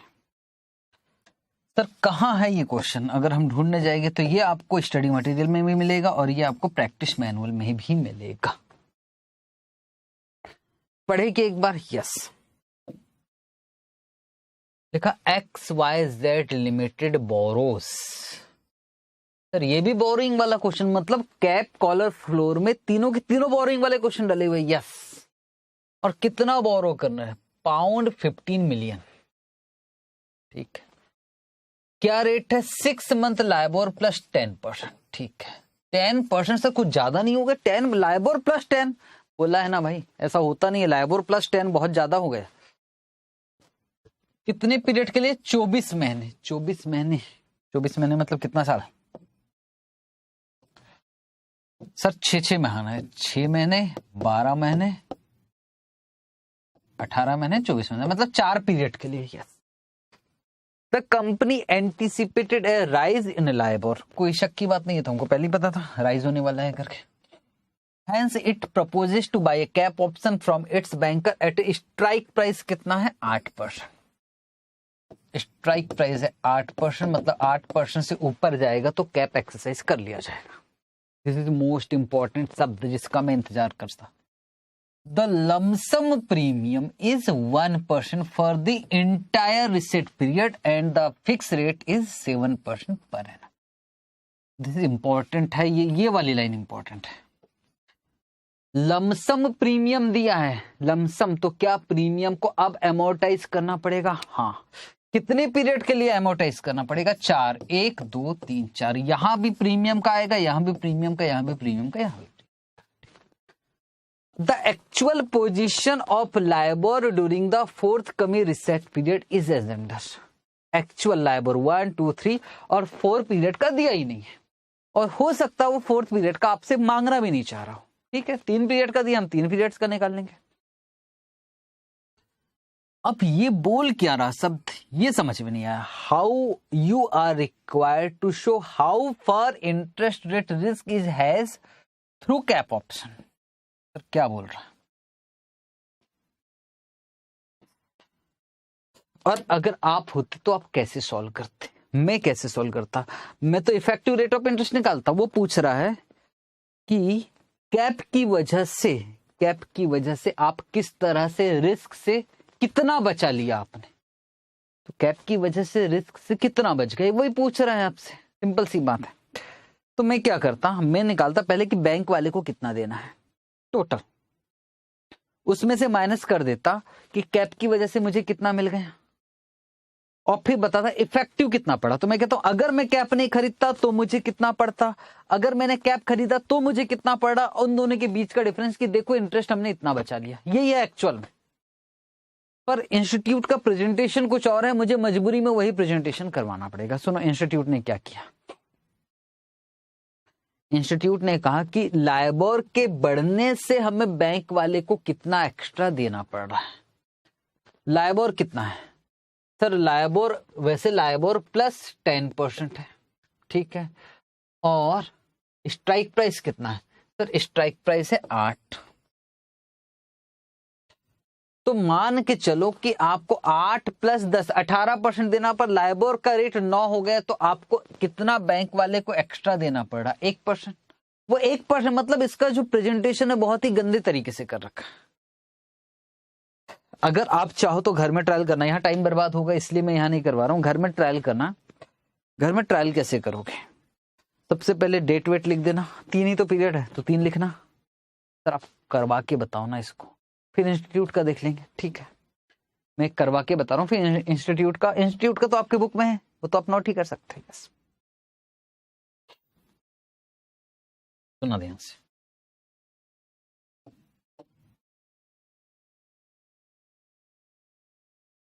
तैयार हो? अब सुनो मेरी बात, सबसे पहले अमोर्टाइजेशन ऑफ प्रीमियम तो करना पड़ेगा।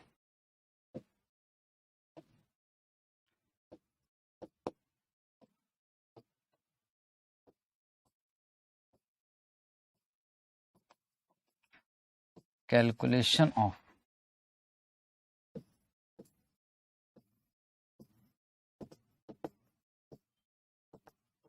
amortization of premium.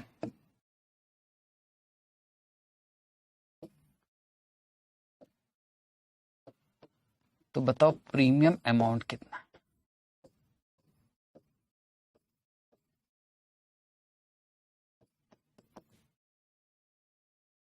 कितने का है ये? सर टोटल मिलाकर ये है पाउंड 15 मिलियन और प्रीमियम है 1%।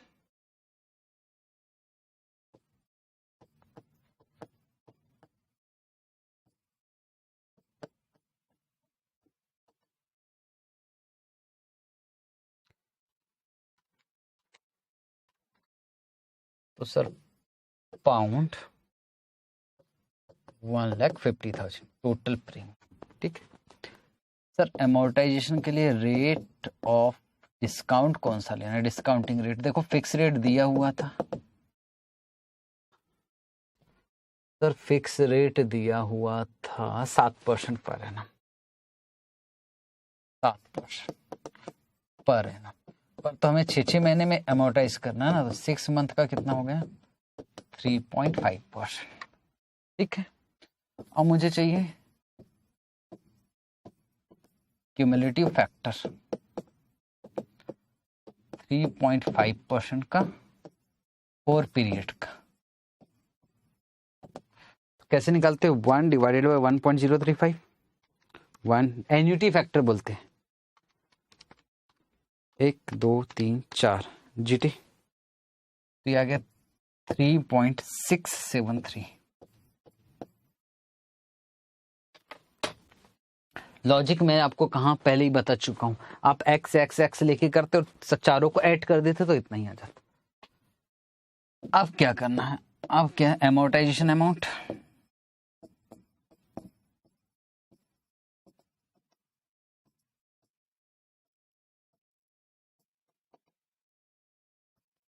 Pound 1,50,000 divided by 3.673।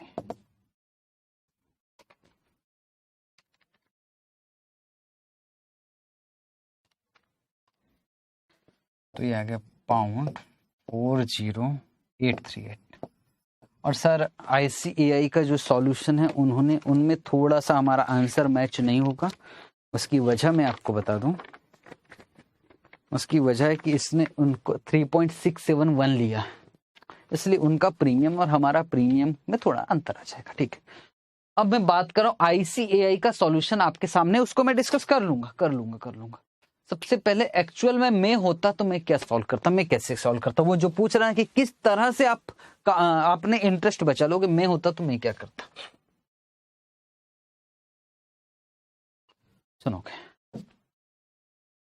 मैं होता, मैं सबसे पहले स्टेटमेंट शोइंग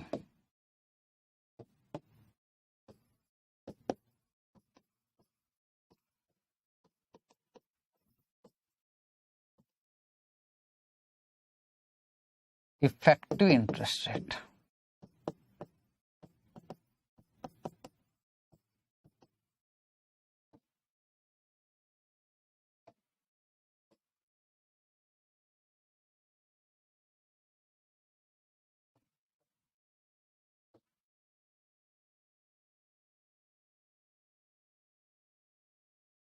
डेट नहीं दिया, शायद ईयर दिया है, पीरियड, 3 ही पीरियड है। पहले तो पीरियड लिख लेते हैं।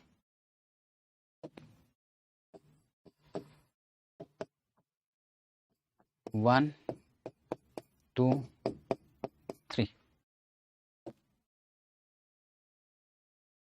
उसके बाद सर रेट लिख लेते हैं। रेट का मतलब लाइबोर क्या होगा। मैं अपना प्रेजेंटेशन बता रहा हूं, मैं अपना, ICAI ने क्या किया मुझे नहीं मालूम, वो मैं बाद में डिस्कस करूं। सर रेट कितना लिख लेते, 9%, 9.50% और 10%। फिर मैं यहां क्या लिखता, फिर मैं लिखता है इंटरेस्ट पेड टू बैंक, और रेट क्या, लाइबोर प्लस 10%,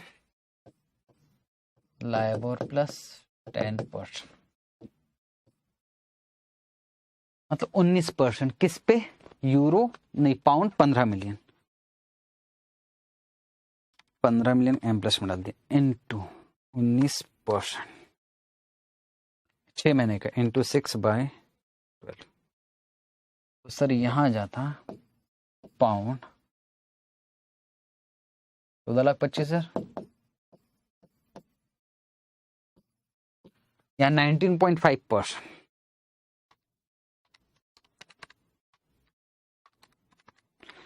तो यहां जाता 14,62,500, 10 और 10 20%।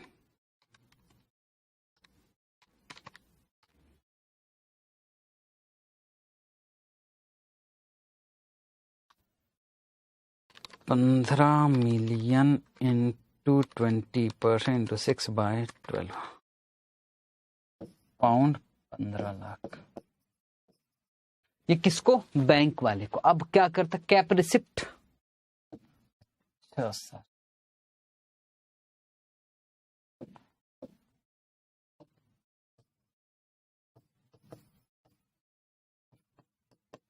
और कैप कितने परसेंटेज पे खरीदा है आपने, चेक करो।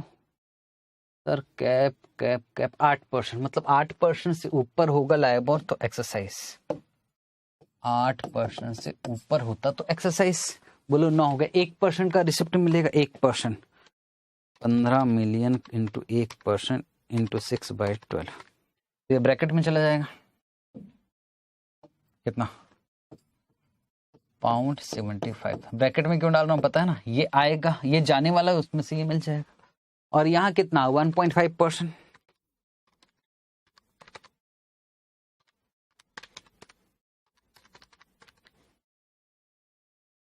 ये भी ब्रैकेट में, पाउंड 1,12,500, और यहाँ 2%,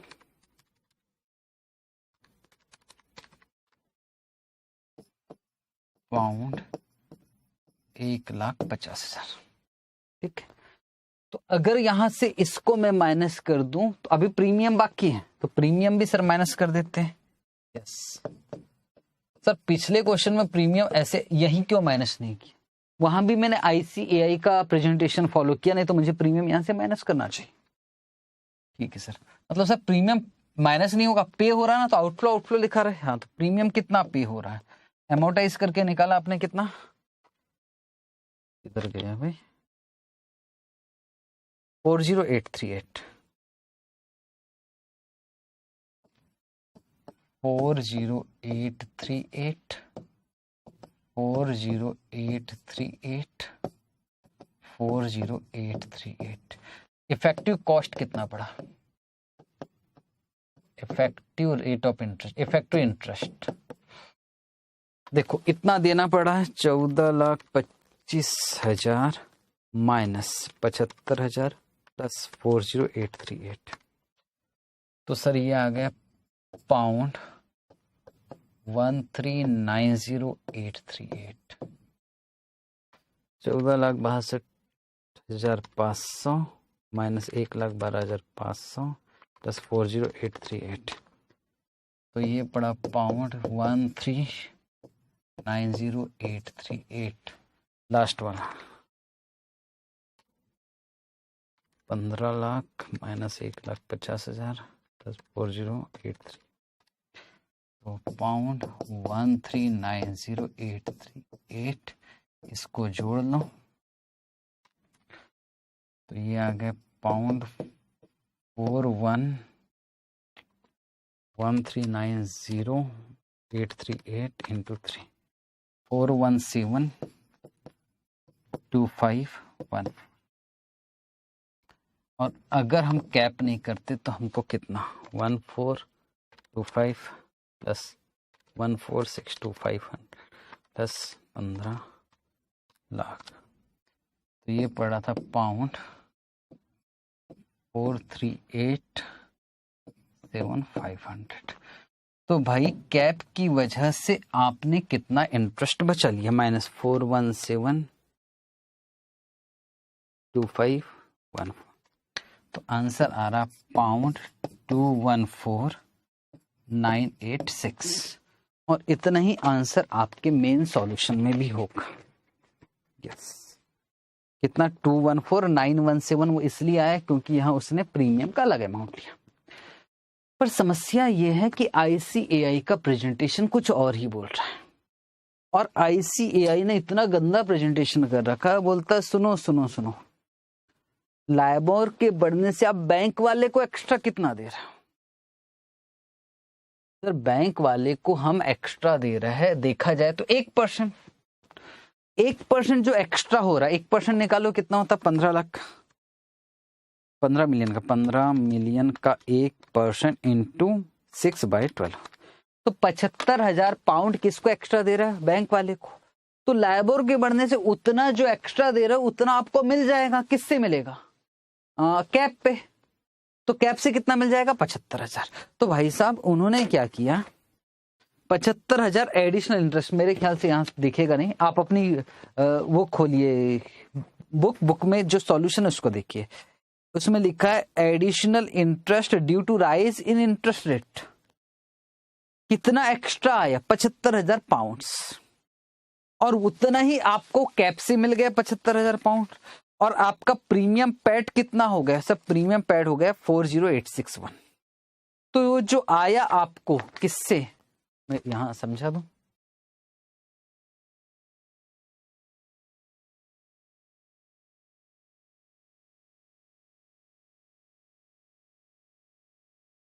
सुनो वो क्या बोल रहा है वो बोल रहा है एडिशनल हमने बैंक वाले को पेड करना पड़ रहा है 75,000 पाउंड। ठीक है कैप एक्सरसाइज आया किया तो हमारे पास आ गया 75,000 पाउंड और हमने प्रीमियम का दिया कितना 40861। तो ये कैप की वजह से 75,000 माइनस 40861 तो हमें पाउंड 34139 नेट मिला। कहां से मिला कैप से इतना मिलना चाहिए था प्रीमियम गया तो नेट हमको इतना मिला। यहां तक ठीक है। तो टोटल मिलाकर उसने ये वाला निकाला फिगर और टोटल मिलाकर इसने ये निकाला। ठीक है फिर वो क्या बताने की कोशिश करा और यहाँ का फिगर कितना आ गया पाउंड 214917 और वो आपको ये बताने की कोशिश करा कि देखो भाई कैप खरीदने से हमें प्रीमियम माइनस करने के बाद इतना मिल रहा है टोटल मिलाकर। तो हमने इस तरह से इतना इंटरेस्ट बचा लिया। ठीक है ऐसे कर लो। तो जिनका दिल कर रहा है दिल क्या करना भी चाहिए जो इंस्टीट्यूट ने सॉल्यूशन किया है अगर एग्जाम में आप वही करके आते हो तो नंबर मिलेंगे। मैं दिल दुखी होकर बोल रहा हूँ ये बात। ठीक है मेरा जो प्रेजेंटेशन जो मैंने करवाया ये उतने काम का नहीं है। मुझे नहीं मालूम कि इस पे वो नंबर देगा कि नहीं देगा। तो मेरी हाथ जोड़ के विनती है इस क्वेश्चन को बनाओ सॉल्यूशन आपके सामने। सर ये प्रीमियम के कैलकुलेशन में कोई दिक्कत नहीं है प्रीमियम का कैलकुलेशन सही है ये फैक्टर ही तो उसने प्लस किया है। सवाल बस है कि ये जो टेबल आप इसी के हिसाब से बताओ। रिसेट पीरियड एडिशनल इंटरेस्ट फिर से बना लो कोई दिक्कत की बात नहीं। ठीक है बना लोगे। ठीक है सर तो अगला चैप्टर कौन सा स्टार्ट करें फॉरेक्स या रिस्क मैनेजमेंट। हालांकि रिस्क मैनेजमेंट में थ्योरी भी है तो सर रिस्क मैनेजमेंट लास्ट में ही करते हैं, पहले फॉरेक्स खत्म करते ज्यादा अच्छा। तो चलो भाई, तो कल की क्लास में अब जो क्लास होने वाली वो बहुत ही इम्पोर्टेंट चलने वाला है चैप्टर। टाइम लगेगा, धीरे धीरे समझना पड़ेगा, आराम से जैसा मैं बोलूंगा वैसे करते जाना, और उसका नाम है फॉरेक्स। ये दोनों चैप्टर रिवीजन करोगे तो आपको ज्यादा फायदा मिले। डेरिवेटिव इंटरेस्ट रेट भूल जाओगे बच्चों, भूल जाओगे। रिवीजन चाहिए, बार बार रिवीजन चाहिए, क्योंकि अभी भी मैं बोलूंगा ना बीएसएम का फॉर्मूला किया तो आप भूल गए होगे, मैं बोलूंगा और कुछ स्ट्रैंगल स्ट्रेटेजी किया तो भूल गए होंगे। तो प्लीज सर रिवीजन कीजिए, ठीक है। कल मिलते हैं, फॉरेक्स स्टार्ट कर रहे हैं। Thank you so much, bye bye.